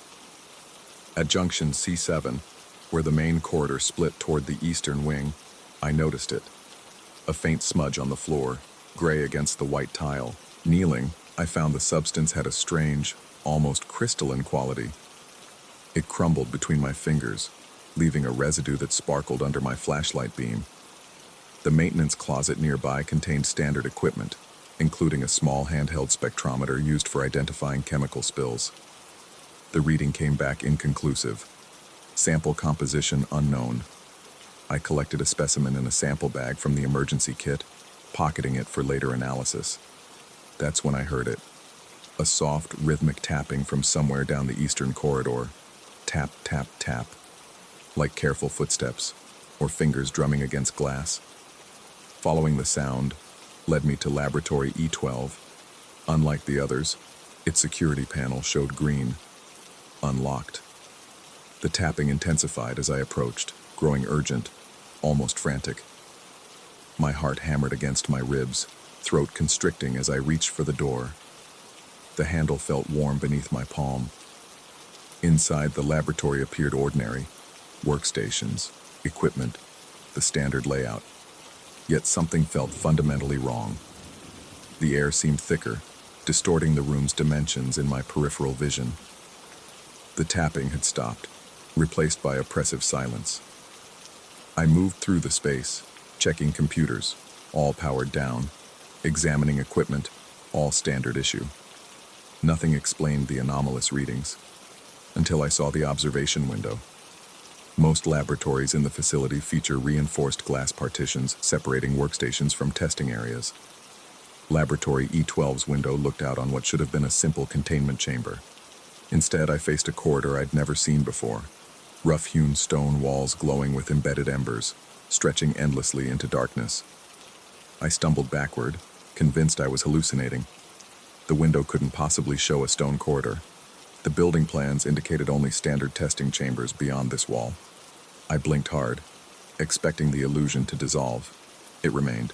My phone had camera functionality, restricted within the facility but accessible with my security override. I needed to document this impossibility. With trembling hands, I activated the camera and raised it toward the window. The viewfinder showed something else entirely. The same burning corridor, but now occupied by a silhouette that could only be my own, dragging what appeared to be an empty fire extinguisher. As I watched, frozen with incomprehension, the shadow me began leaking dark streams from its edges, viscous rivulets that could only be described as liquid soot. I dropped the phone as if it had burned me. The screen cracked against the floor, the image vanishing. When I looked back at the observation window, it showed only the expected containment chamber, empty, sterile, normal. My hands wouldn't stop shaking. Cold sweat soaked through my uniform. I needed to leave, to report this, to make someone with higher clearance deal with whatever was happening. I retrieved my damaged phone and backed toward the exit. The door had sealed itself. I hadn't heard it close. The security panel now glowed red, locked from the outside. Primitively, I yanked at the handle anyway, then pounded my fist against the reinforced door. The sound echoed hollowly through the laboratory. When I turned back, they had appeared, human-shaped silhouettes standing motionless throughout the laboratory. Gray figures, featureless, like three-dimensional shadows cast by nothing. I counted 7 of them, positioned between workstations, beside equipment, blocking my path to the emergency exit at the far end. They didn't move. They didn't speak. They simply existed, occupying space that should have been empty. I pressed my back against the door, breath coming in shallow gasps. My training abandoned me entirely. No protocol covered this scenario. I watched them. They watched me, in a standoff that stretched minutes into an eternity of fear. The one nearest me began to change. Its surface rippled, hardened, catching light in fractured patterns. The gray substance transformed before my eyes, gaining a translucent, vitreous quality, like a human-shaped sculpture made of rough, smoky glass. Then came the sound, a high, thin note just at the edge of hearing. The glass figure vibrated in response, its surface developing hairline fractures. The note intensified, driving into my eardrums like needles. One by one, the other figures underwent the same transformation, becoming glass statues trembling with increasing violence. The first figure shattered without warning. Instead of falling to the floor, the fragments hung suspended momentarily before shooting upward, pelting the ceiling like solid rain. Each impact produced a sound like a knuckle rapping against crystal. The ceiling began to crack. One by one, the remaining figures shattered, their fragments following the same impossible trajectory. The impacts accelerated, became rhythmic, became a pattern I recognized with dawning horror. The universal emergency code. Tap, tap, tap, pause, tap, tap, tap, repeated with mechanical precision. Through the deepening ceiling cracks, I glimpsed the burning corridor from the observation window. Impossible, as Laboratory E12 had no upper level. Yet there it was, stone walls glowing with embedded embers, now directly above me. I lunged for the emergency cabinet, retrieving the fire extinguisher inside. The weight felt wrong in my hands. Too light, empty. Shaking it confirmed my fear. Someone had discharged it completely and returned it to its place. The fire alarm activated without warning, not with the expected blaring siren, but in absolute silence. The strobes flashed, the indicator lights blinked, but no sound emerged. Instead, I felt the alarm inside my body, a rhythmic vibration pulsing through my bones, resonating in my teeth, rattling my skull from within. My skeleton had become the alarm bell, singing with the building's warning system in perfect, terrible harmony. The sensation drove me to my knees. Through tear-blurred vision, I saw my shadow stretching across the floor before me, not mimicking my huddled position but standing upright, dragging the empty extinguisher I still clutched in my physical hands. As I watched, paralyzed, my shadow began to bleed, dark rivulets pooling outward, viscous and smoking. The laboratory door clicked open behind me. I didn't question the miracle. I scrambled to my feet and fled, abandoning the extinguisher, running blindly through corridors that no longer matched my memory of the facility's layout. Every alarm I passed activated in the same manner, silent to the air, screaming through my bones. My shadow stretched ahead of me, always upright, always bleeding that terrible soot, leading me deeper rather than toward escape. I don't know how long I ran. Time seemed to fold in on itself, corridors repeating with subtle, maddening differences. Eventually, I found an elevator, not the one I had descended in, but identical in appearance. My security card still worked. I selected the lobby level and collapsed against the wall as the doors closed. The ascent felt like resurrection. With each floor, the bone-deep vibration of the alarms faded. By the time the elevator reached the lobby, I could almost convince myself I'd experienced some stress-induced hallucination, if not for the gray crystalline residue still coating my fingers and the cracked phone showing one saved image, the burning corridor with my shadow self bleeding soot. I fled the building. I called in sick the next day, and the next. On the third day, I received a message from management requesting my presence for a routine debriefing regarding recent system anomalies. I didn't go.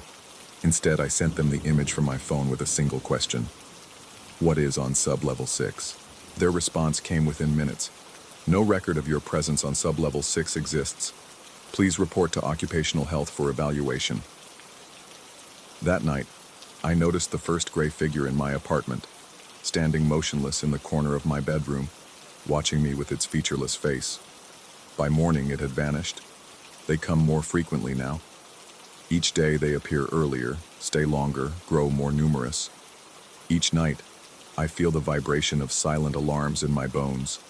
Sometimes, I catch my reflection transforming in mirrors or windows, my skin taking on that same gray, vitreous quality before returning to normal in the blink of an eye. I've stopped sleeping. I've covered every reflective surface in my apartment. I've disconnected the fire alarms. None of it helps. Yesterday, I received a final message from the facility. Your security clearance has been revoked. Return all company property immediately. I have nowhere left to go. The gray figures now fill every room, transforming slowly into glass. Soon they will shatter, and the ceiling will break open to reveal that burning corridor. My shadow already bleeds continuously, leaving sooty footprints I can't clean away. I've placed this account in a sealed container with instructions for its delivery. If you're reading this, they've already come for me. Don't investigate. Don't ask questions. And whatever you do, never enter sub-level 6. Because the figures aren't coming from there. They're coming for there. And now, I think I am too. Story 13. The pinkish fog crawls over the asphalt like a viscous tongue, licking at the tires of my cab as I idle at the corner of Harrow and 9th. 3 a.m., and the city breathes differently, exhaling vapor through storm drains and whispering through narrow alleys. I've been driving nights for 6 years now, but something about tonight feels wrong. Like the air has too much weight. Like time itself is congealing around the edges of my perception. My phone hasn't pinged with a ride request in 43 minutes. The radio crackles with distant dispatchers, their voices stretched and warped. I drum my fingers on the steering wheel, fighting the urge to turn around and stare at the empty back seat. Empty, yes. Of course it's empty. Yet the skin between my shoulder blades prickles with the sensation of being watched. The fog thickens, pressing against my windshield like a living thing seeking entry. It's not natural, this fog. Too dense, too directional, too deliberate. And the color. Even under the sickly glow of the streetlights, I can see it's not the usual gray-white, but rather an unsettling pink. Like watered-down blood or the inside of something that should remain unseen. My radio suddenly blares to life. A burst of static that makes me jolt. Through the interference, a dispatcher announces a pickup at the corner where I'm already parked. Convenient timing. I check the app, but there's no corresponding request. Strange. Before I can report the glitch, a shape materializes through the fog. A man in a charcoal suit approaches my cab, his features indistinct despite the proximity. His movements are fluid, almost too smooth, as if he's gliding rather than walking. When he opens the rear door, the interior light reveals a face that seems unfinished somehow. His eyes reflect nothing. The temperature in the cab plummets as he slides into the back seat. My breath clouds in front of me, though the heater runs at full blast. The man leans forward, close enough that I should feel his breath on my neck. But there's nothing, only a deeper chill radiating from where his face must be. Corner of Astor and Vine, he murmurs in a voice that sounds like several voices layered atop one another. The Marlowe building, I nod, though I've never heard of the intersection or the building. I check my GPS, and as expected, nothing appears for his destination. When I mention this, suggesting an alternative address, he only repeats his request, his tone dropping an octave lower each time until the final repetition sounds like stone grinding against stone.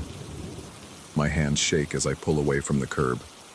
The fog parts before my headlights, only to close immediately behind us, isolating my cab in a bubble of pinkish murk. My passenger remains silent, but the weight of his presence presses against my consciousness. Every few seconds, I glance in the rearview mirror, catching glimpses of his face, sometimes young, sometimes ancient, sometimes not a face at all but a shadowy void, with pinpricks of light where eyes should be. The streets become unfamiliar. Buildings I've passed thousands of times are suddenly altered, taller, narrower, with architectural details I've never noticed before. Street signs display names I don't recognize, in fonts that seem to shift and rearrange when I try to focus on them. The pinkish fog grows thicker, flowing into the cab through vents and the microscopic gaps around the doors. It carries a scent of ozone and something else, something old and sick. My passenger begins humming a tune I almost recognize, a melody that skirts the edges of memory. The humming transitions into murmuring, a stream of words in a language that sounds like backwards English played at half speed. My skin crawls as the sound fills the cab, seeming to emanate not just from the back seat but from the dashboard, the ceiling, the floor beneath my feet. I drive for what seems like hours, turning at intersections that shouldn't exist, passing landmarks that belong to other cities. My GPS has gone haywire, the screen displaying a map that resembles a pulsating circulatory system rather than city streets. The gas gauge hasn't moved since we started driving, frozen at half full despite the impossible distance we've covered. When I finally work up the courage to speak, to demand an explanation or even just a realistic destination, I turn to find the back seat empty. The rear door remains closed. There's no indication anyone was ever there, except for the persistent imprint in the upholstery, as if an immense weight continues to press down on the vacant seat.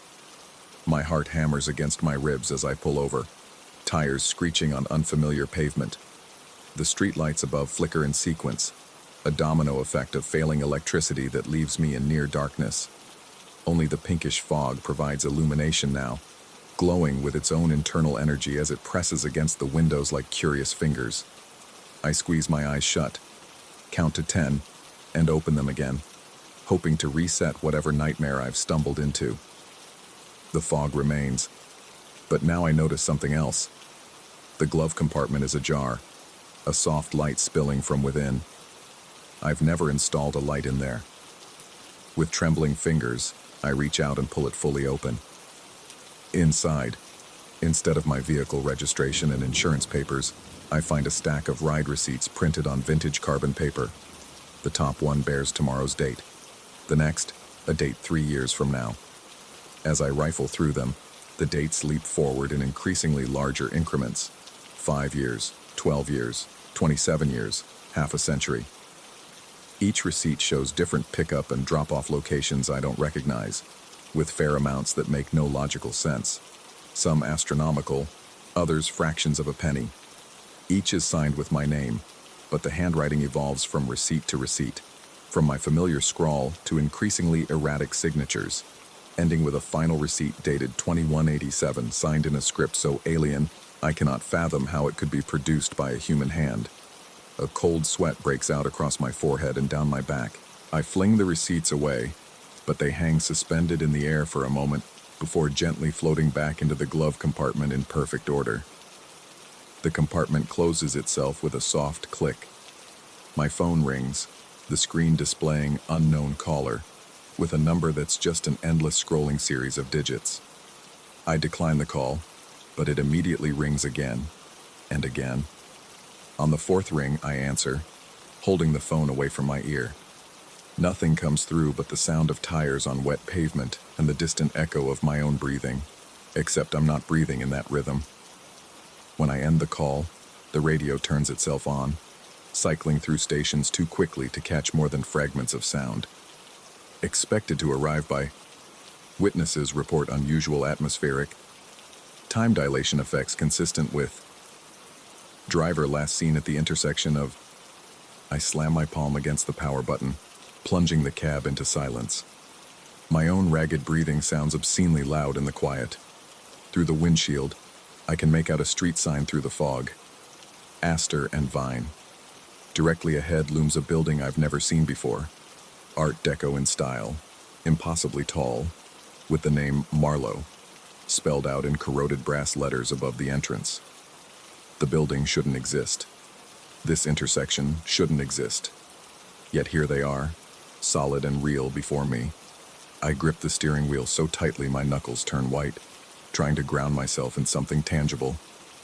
The leather cover feels different under my fingers. Older, worn in places it was pristine just hours ago.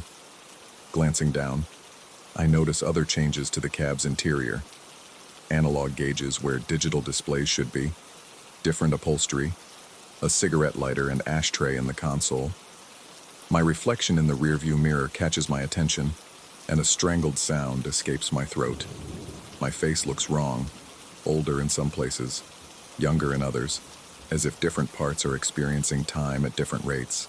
There's gray at my temples that wasn't there before, lines around my eyes that have deepened considerably, while my cheeks appear smoother, almost youthful. Behind me, I see the back seat gradually depressing, the upholstery sinking beneath an invisible weight. The impression deepens until it seems impossible that the springs haven't completely compressed. The door opens of its own accord. Through the open door comes not a person, but a thicker tendril of the pinkish fog, coiling into the shape of a human figure before solidifying just enough to suggest a passenger without providing any specific details. The door closes. The shape sits motionless, expectant. "Where to?" I manage to ask, my voice cracking. The shape doesn't respond verbally. Instead, I feel a sudden, intrusive thought in my mind. An address I know well. My address. My home. My apartment building appears through the fog as I round the next corner, though I haven't consciously driven there. It looks different, the brick facade weathered in a pattern that suggests decades, rather than the 7 years since it was built. Some windows are boarded up, others show lights and colors that shouldn't be possible. The shape in my backseat dissipates, the fog retreating through cracks and seams, but the impression in the upholstery remains.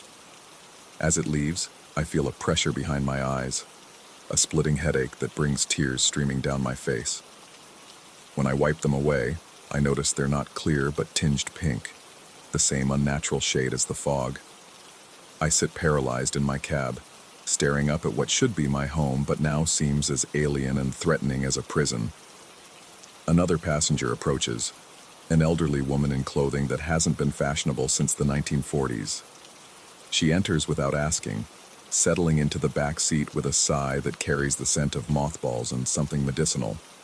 When I turn to ask her destination, I see only the empty seat, still indented. In the rearview mirror, however, her reflection remains, mouth moving in silent conversation, occasionally gesturing with gnarled hands that are simultaneously there and not there.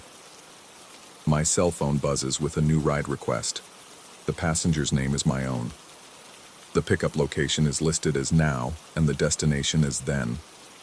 The estimated fare is blank except for an infinity symbol. I decline the ride, power off my phone, and exit the cab on legs that feel disconnected from my body. The pinkish fog swirls around my ankles as I approach my building, clinging to me like a possessive lover. The front door key doesn't work at first, then suddenly slides in as if the lock has reoriented itself to match it. The lobby is both familiar and wrong, the furniture arranged differently, the lighting fixtures updated to styles I don't recognize. The elevator buttons include floors that shouldn't exist in a 6-story building. I take the stairs instead, each flight bringing me to a landing that looks increasingly less like my building and more like somewhere else entirely. Somewhere older, grander, decayed. My apartment door stands ajar when I reach my floor. Inside, everything is covered in a fine layer of dust, as if the place has been abandoned for months. But there on the coffee table sits my mug, coffee still steaming as if freshly poured. Next to it lies a sheet of paper, a ride receipt, dated today but time-stamped 3 hours from now, with a pickup location listed as my address and a destination simply marked as return. The signature at the bottom is mine, but not in my handwriting, not in any human handwriting. It resembles more the kind of signature a glitching machine might produce, all sharp angles and impossible curves. Through my living room window, the pinkish fog presses against the glass, forming shapes that almost resolve into faces before dissolving again. Below on the street, my cab waits, engine running, headlights cutting twin cones through the unnatural mist. The backseat light is on, illuminating not emptiness but a crowd of indistinct figures, all turned to face upward toward my window. My phone, which I'd turned off and left in my pocket, rings loudly from the center of my kitchen table. The screen displays a map with a single pulsing dot marking my location, and below it, text that reads, "Your next passenger is waiting.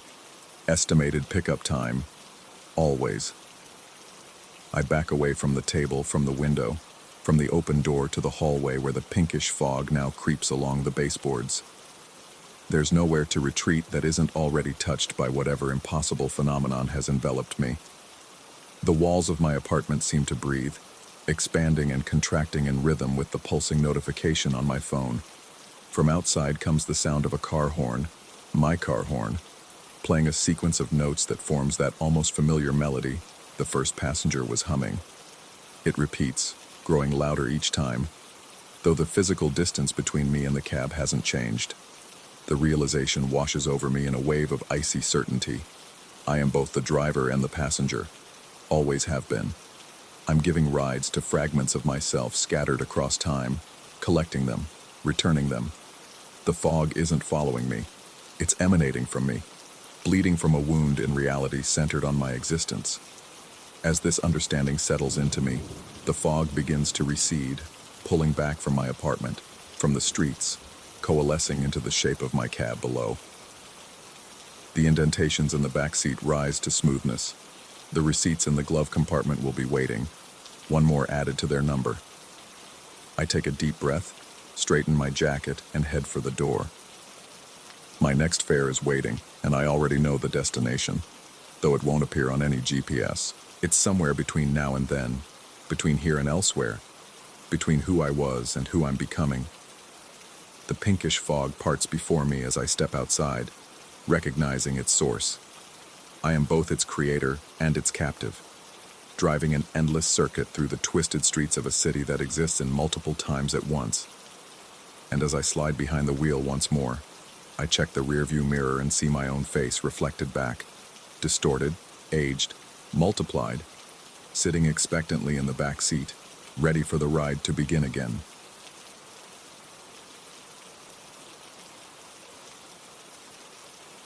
Story 14.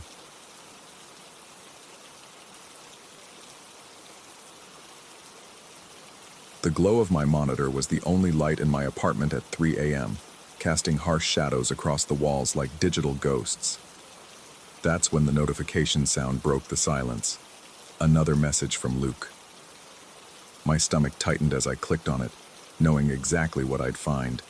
Another piece of concept art that would steal sleep from me for days to come. I couldn't explain why these images disturbed me so deeply. Technically, they were brilliant, masterfully crafted environmental designs that would impress any art director. But something about them felt wrong.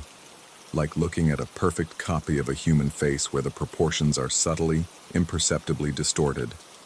You can't identify what's wrong, but your brain screams danger. I never intended to make friends through Vertex Legends. As a UI designer for an indie studio, I spent my days crafting interfaces and my nights unwinding with ranked matches. Gaming was my escape, not another social obligation. But when the same username appeared in my matches for 5 consecutive nights, and his character kept positioning itself to take hits meant for mine, I eventually accepted his party invitation. Luke's voice was unexpectedly deep when we first connected, a resonant bass that contrasted with his playful gamertag, Lucent Architect. He claimed to be a self-taught concept artist looking to break into the industry, and our shared interest in game design formed an easy camaraderie. His knowledge of obscure design principles and rendering techniques impressed me. For the first time in months, I found myself laughing, sharing industry horror stories, and actually enjoying human connection. He asked intelligent questions about my work, genuinely interested in the minutiae of UI design that usually bored others to tears. When he mentioned wanting feedback on some concept environments he'd been working on, I didn't hesitate to give him my email address. The first few pieces he sent were undeniably talented works. Moody, atmospheric landscapes with architecture that bent in ways that challenged perspective without breaking it.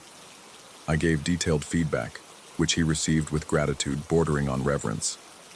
The shift happened so gradually I barely noticed. First came the frequency, messages appearing at all hours, requiring immediate responses. If I didn't reply within minutes, he'd send follow-ups with increasing urgency. When I mentioned having plans one weekend, he grew silent, then reappeared in the middle of my live stream where I occasionally showcased my UI work to a modest following of industry peers. Great stream today, Marcus. Your apartment looks different on camera than you described it." The comment froze my blood.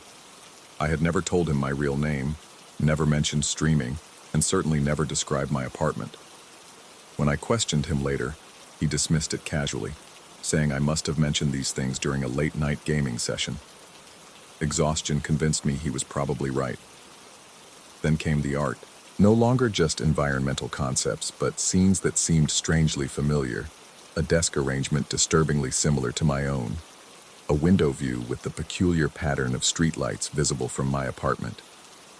When I asked about the resemblance, he responded with a voice message of laughter, suggesting coincidence was a fascinating thing. The images grew increasingly unsettling. A shadowy figure always positioned just at the edge of the frame, features indistinct but posture suggesting it was watching something, or someone, just outside the viewer's perspective. The technical execution was flawless, but the content made my skin crawl. The most disturbing element was how they seemed to track subtle changes in my apartment. A new plant I'd purchased, the rearrangement of my desk when my back began aching, the curtains I'd installed after feeling inexplicably exposed. My sleep deteriorated. I began checking my locks 3, 4, 5 times each night. During video calls with colleagues, I'd find myself scanning the background for discrepancies, for any sign that someone else had been in my space.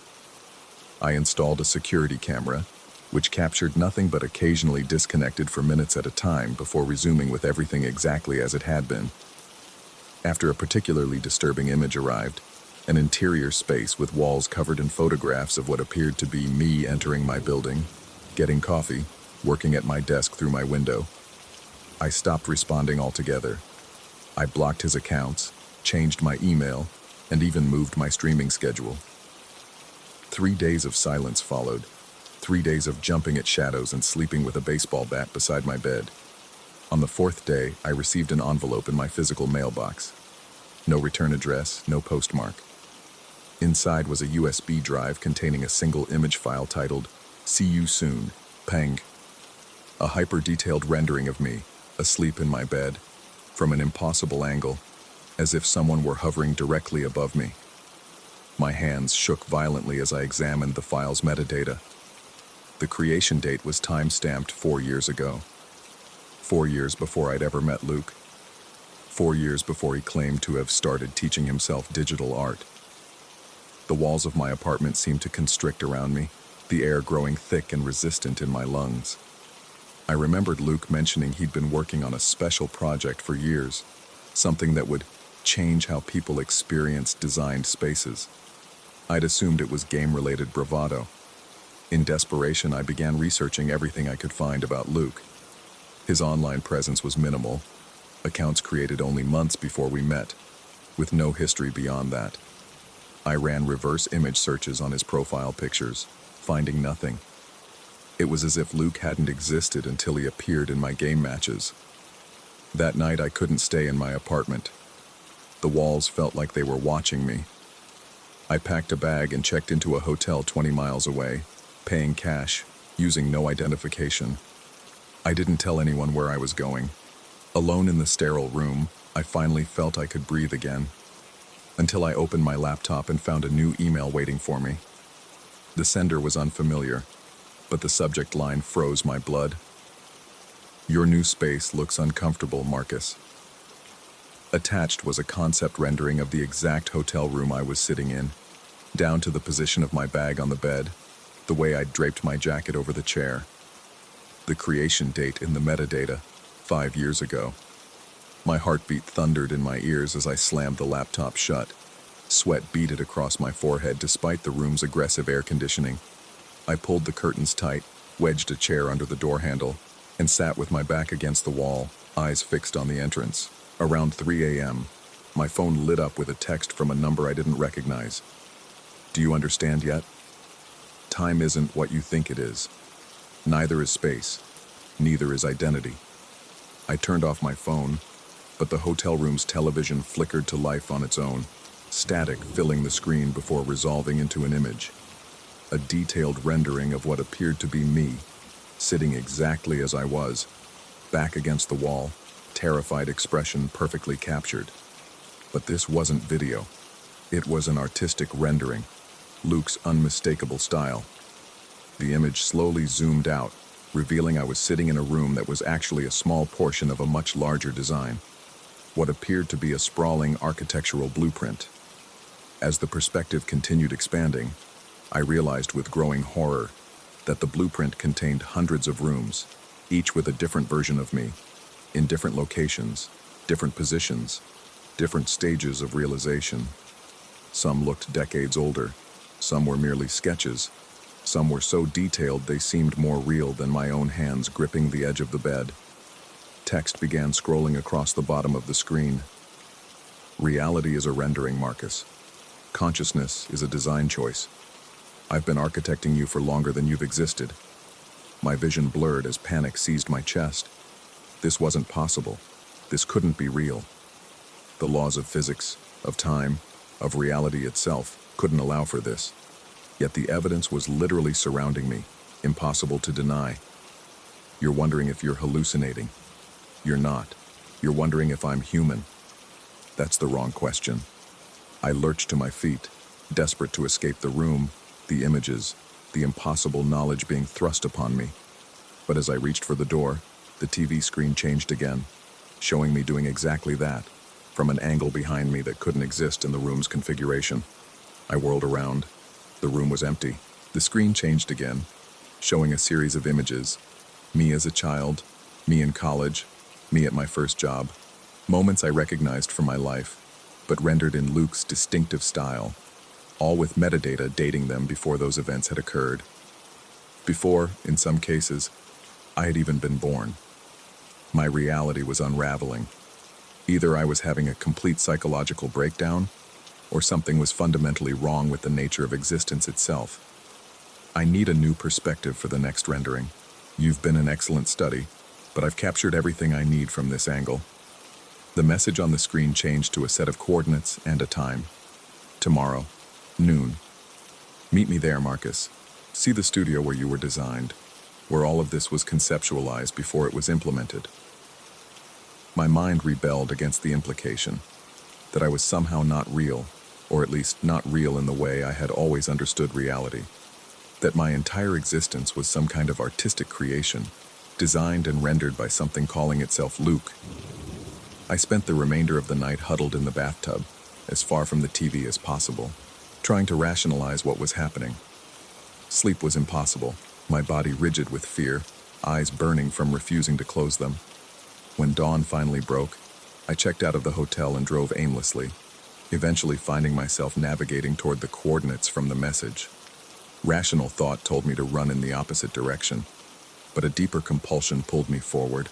I needed answers, even if they destroyed everything I believed about myself and reality. The coordinates led to an abandoned art gallery on the outskirts of the city. The building's windows were boarded, its facade crumbling with neglect. A sign hung crookedly above the entrance. Lucent architectures, conceptual designs for alternative realities. The door swung open at my touch, revealing a vast, impossibly large space that couldn't physically fit within the building's exterior dimensions. The walls were covered with renderings, thousands of them, depicting not just me, but everyone I had ever known, every place I had ever been, in various stages of completion. Some were photorealistic, others mere sketches. Some showed events I recognized from my past, others depicted moments I had not yet experienced. In the center of the gallery stood a drawing table with a single sheet of paper. As I approached, I recognized it as a concept sketch of me, entering this very gallery, with my exact clothing, exact expression of dawning horror. The creation date on the sketch, 20 years before my birth. Behind the table stood not Luke, but a being that shifted and reformed as I watched, its features impossible to fix in my mind, its form suggesting a human shape while simultaneously extending beyond the boundaries of what my eyes could process. Reality is iterative, its voice reverberated, not through the air but directly in my mind. Consciousness is the rendering engine. I've been designing existences for millennia, but yours has been particularly interesting to develop. I tried to speak, but found no voice. No words adequate to respond to such a fundamental violation of everything I believed real. "Don't worry," the being continued, lifting what approximated a hand, fingers elongating into impossible dimensions as they reached toward me. "You won't remember this encounter consciously, but it will inform the next design phase beautifully." Its fingertips touched my forehead, and reality itself seemed to fold around me, compressing, transforming, rendering anew. I awoke at my desk, monitor glowing in my dark apartment. 3 a.m., a notification sound broke the silence. A new message from someone named Luke, introducing himself, saying he'd noticed me in several ranked matches and admired my gameplay style. My cursor hovered over the accept button. Something felt wrong, like deja vu so intense it made my skin crawl. I moved to decline, but my hand wouldn't cooperate. Instead, I watched in horror as my finger clicked, accept, my body no longer responding to my commands. In the reflection of my monitor, I saw my face smile, but I wasn't smiling. And somewhere, just at the edge of hearing, I detected the soft, unmistakable sound of a pencil sketching on paper.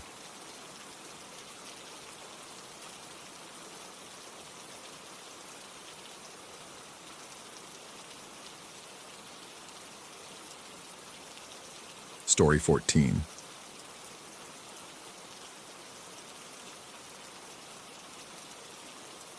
The cold hit me first. Not the ordinary subterranean chill you'd expect in an abandoned metro tunnel, but something invasive, something that seemed to seep directly into my marrow. The municipal records claimed all climate systems had been deactivated in 1989 when they sealed off this branch, yet suspended dust motes swirled in my flashlight beam like disturbed underwater particles, dancing with deliberate, unnatural purpose. I checked my phone. 37 degrees outside, a full 15 degrees colder than it should be at this depth. As a structural engineer with 15 years of experience cataloging forgotten urban spaces, I had developed a sixth sense for when something wasn't right. This abandoned subway line beneath the city center felt wrong from the moment I descended past the rusted gates. My footsteps echoed off ceramic-tiled walls as I made notes on my tablet about the structural integrity of the platform ceiling. The city planned to convert this forgotten transit artery into a historical museum by next spring, assuming my report confirmed it was safe. Safety, however, was becoming an increasingly abstract concept with each step I took deeper into the tunnel. I stopped to calibrate my equipment when I first noticed it. A faint rhythmic sound bleeding through my noise-canceling headphones. I removed them, holding my breath. There it was. The distinctive click-clack of metal wheels on rails, so distant it barely registered on my audio recorder. According to the schematics, the tracks had been dismantled 200 meters ahead, part of the city's reclamation process for valuable metals, during the economic downturn of the late 80s. The sound had no logical source, yet it persisted, metronomic and patient.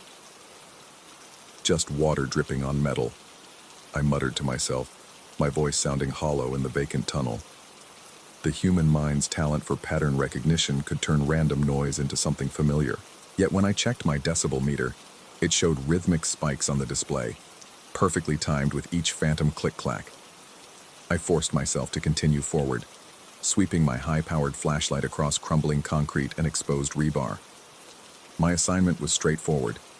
Document structural weaknesses, test load-bearing capacities, and recommend preservation or replacement of original features.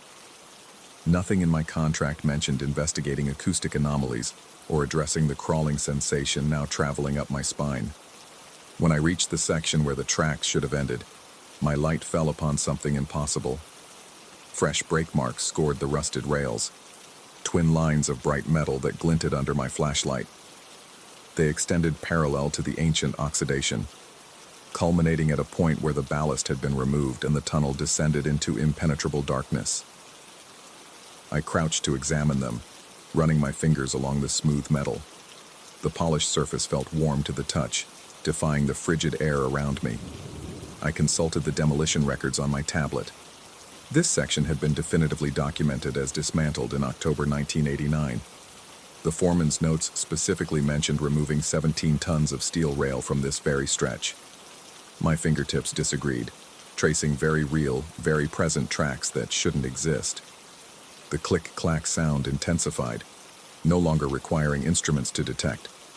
It maintained its distance, neither approaching nor receding, as if waiting for something. For me, perhaps. I directed my light toward the tiled wall, looking for signs of water damage that might explain the temperature anomaly. Instead, I saw movement. Elongated silhouettes sliding across the ceramic surface, mimicking my gestures but with a delay, like visual echoes. I raised my hand. 3 seconds later, a dark, stretched version of my arm rose on the wall. I stepped sideways. The shadow followed after a distinct pause. My heart hammered against my ribs as I fumbled for my infrared thermometer. I aimed it at the floor where I stood, 37-degree ref. Then, at an original wooden tie from the demolished track, 27-degree revs. A 10-degree drop, precisely as if something was extracting thermal energy from specific points in the tunnel. Localized temperature inversion, I said aloud, grasping for scientific explanations, possibly related to groundwater currents or pockets of different air density. The words evaporated without conviction into the stale air. I needed documentation. Whatever was happening, I required evidence for my report, or perhaps to convince myself later that I hadn't hallucinated the entire experience. I activated my tablet's camera and took several high-resolution photographs of the rail section. When I reviewed them, my blood froze. In each image, standing precisely 3 feet behind me, was the blurred outline of what appeared to be a man in a transit uniform. The style was unmistakable, the peaked cap and double-breasted jacket of the city's subway operators from the 1970s. The figure was translucent but distinct, its posture rigid and expectant, as if waiting for passengers to board. I spun around, my flashlight beam cutting through empty air. Nothing. I took another photo. There he was again, closer now. His features still indistinct, but his uniform crisp and meticulously pressed, despite its translucency. The date on the breast pocket was clearly visible, 1973. My supervisor would expect a preliminary report by morning. Professional reputation aside, I needed to complete this inspection for my own sanity. Document everything, analyze it in daylight, find the logical explanations that surely existed.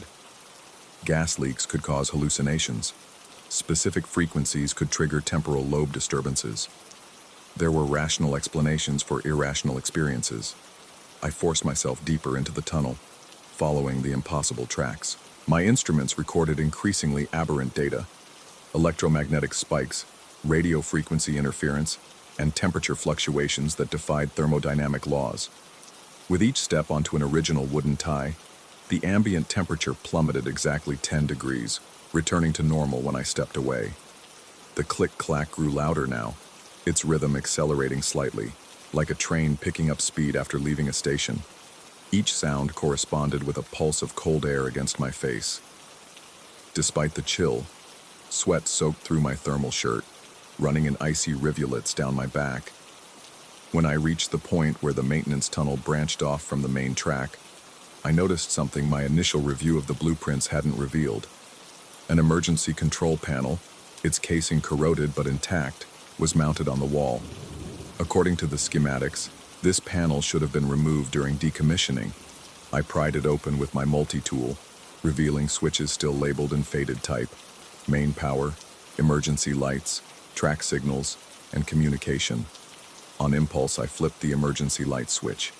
Nothing happened for several seconds. Then a series of ancient bulbs flickered reluctantly to life along the tunnel walls, bathing everything in sickly yellow illumination. The shadows on the walls multiplied and elongated, no longer mimicking just my movements, but appearing to perform their own choreography. Boarding passengers, checking watches, reading newspapers that hadn't been printed in decades. The photographs I took under the emergency lighting were worse. The figure in the conductor's uniform now stood at what would have been the front of a train, his hand raised in a gesture toward the darkness ahead. Behind him, row after row of transparent passengers filled a ghost train, their features blurred but their period clothing distinct. Suits, dresses, and outerwear from another era. I tried radioing my surface contact, but only static answered, punctuated by fragments of what sounded like station announcements in a voice tinged with electronic distortion. Through the crackling interference, I could make out destination names from the old subway map and arrival times that made no sense. Northbound service to Wellington Heights. Arrived 1973, now departing. The tracks beneath my feet began to vibrate, subtle at first, then with increasing intensity, as if something massive was approaching. The click-clack had evolved into a thunderous rhythm that reverberated through the tunnel. My instruments went haywire. The electromagnetic field detector maxed out its scale. The thermometer dropped to its lowest possible reading, and my tablet screen flickered between normal display and scrolling numbers that resembled an old-fashioned departure board. I pressed myself against the wall as the vibrations reached their peak. The air pressure changed dramatically, my ears popping as if I'd descended 1,000 feet in seconds. Through the emergency light's dim glow, I saw the dust and debris on the tracks being displaced by invisible wheels. The phantom train was no longer just a sound or an instrument reading. It was physically affecting the environment. The Transit Authority had never fully explained why this branch was closed. Official records cited structural concerns and modernization priorities, but internal memos I'd uncovered during research mentioned persistent service anomalies and chronometric inconsistencies. One maintenance log from August 1989 documented a train arriving at the platform 9 minutes before it had departed from the previous station, a physical impossibility dismissed as a clerical error. As the invisible train roared toward my position, the shadows on the wall solidified. No longer translucent outlines, they took on depth and definition. Hundreds of commuters from decades past, frozen in the mundane activities of daily transit, reading, dozing, staring vacantly into middle distance. Among them were faces with expressions of dawning horror, as if they had suddenly realized something was terribly wrong with their journey. My fingers trembled as I switched on my digital recorder. Possible temporal anomaly in subway section E17, I stammered, my professional tone abandoning me. Manifestation of audiovisual phenomena consistent with reports from 1989 incident. Recommend immediate cessation of museum conversion project pending further. The recording was interrupted by a deafening screech of phantom brakes. The vibrations stopped abruptly. The temperature plummeted so severely that frost crystallized on my beard in seconds. In that moment of absolute silence, I felt a presence behind me, close enough that I should have felt breath on my neck, yet there was nothing but intense cold. I turned slowly, my flashlight beam cutting through the space where someone should have been standing. The light illuminated nothing, yet my camera, when I raised it with shaking hands, showed the conductor standing inches from me. His features were now perfectly clear, middle-aged, weary-eyed, with a name tag reading Martin. His lips moved in the photo, forming words I couldn't hear. My supervisor had warned me about the psychological effects of working in abandoned infrastructure, how the mind fills empty spaces with imagined presences. "Talk to the ghosts if you have to," she'd said jokingly during my briefing. "Just make sure you get accurate measurements." So I spoke to him, my voice echoing in the empty tunnel. "What happened on this line?" I took another photo. In it, the conductor's expression had changed to one of urgent warning. His arm was extended toward me, pointing back the way I had come. Behind him, the phantom passengers were all standing now, their faces turned toward me with expressions ranging from pity to terror. The vibrations resumed suddenly, the invisible train seemingly preparing to depart. The emergency lights flickered more intensely, and for a split second, I saw it. A full subway train from the early 1970s, its metal skin corroded in patches to reveal a pulsing blue light from within. Passengers pressed against windows that alternated between solid and transparent, their mouths open in silent screams. Then it was gone, leaving only the intensifying click-clack and a wind that shouldn't exist in a sealed tunnel. My instruments showed impossible readings, negative temperatures, radiation spikes, and barometric pressure consistent with elevations thousands of feet below sea level. I made a decision then that likely saved me. Abandoning my remaining equipment, I ran back toward the entrance, my flashlight beam bouncing wildly off the walls. The shadows pursued me, no longer delayed but moving in perfect synchronization with my desperate flight. The click-clack accelerated to a frantic pace, as if the phantom train was giving chase. When I reached the sealed platform where I'd entered, I found the access door locked from the outside. According to protocol, my surface contact should have been monitoring my radio.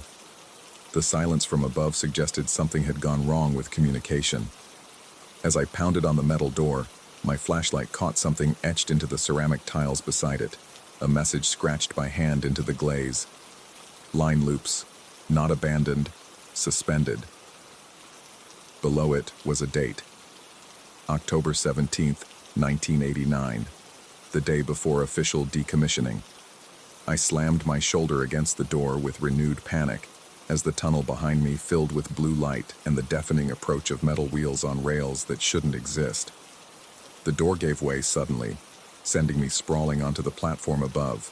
I scrambled to my feet, pulling the heavy door closed behind me just as something massive struck it from the other side, leaving a perfect outward bulge in the shape of a train's front coupling.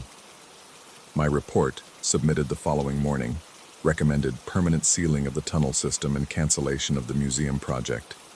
I cited structural instabilities, toxic mold, and asbestos contamination, all genuine concerns, but mere understudies to the true reason. My supervisor accepted my assessment without question, though she noted I looked like I'd seen a ghost. The photographs from my inspection showed nothing but empty tunnels. The audio recordings contained only my voice and ambient echo. The dent in the access door was attributed to water damage and metal fatigue. 3 days later, a clerk from the Transit Authority's archives contacted me about anomalies she'd discovered in the historical records. Service logs from the abandoned line showed the last train had departed on October 17, 1989, but according to passenger records, it had never arrived at the next station. More disturbing were the recently digitized incident reports. Multiple maintenance workers over the decades had documented hearing phantom trains, experiencing temperature drops, and seeing reflections that moved independently.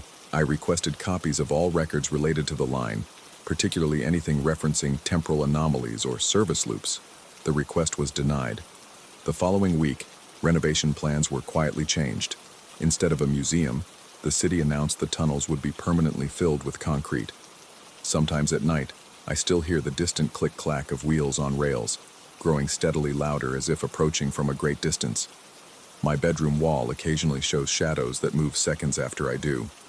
My watch stops for exactly 9 minutes every day at the time I first entered that tunnel. I've stopped taking photographs. I don't want to see who might be standing behind me.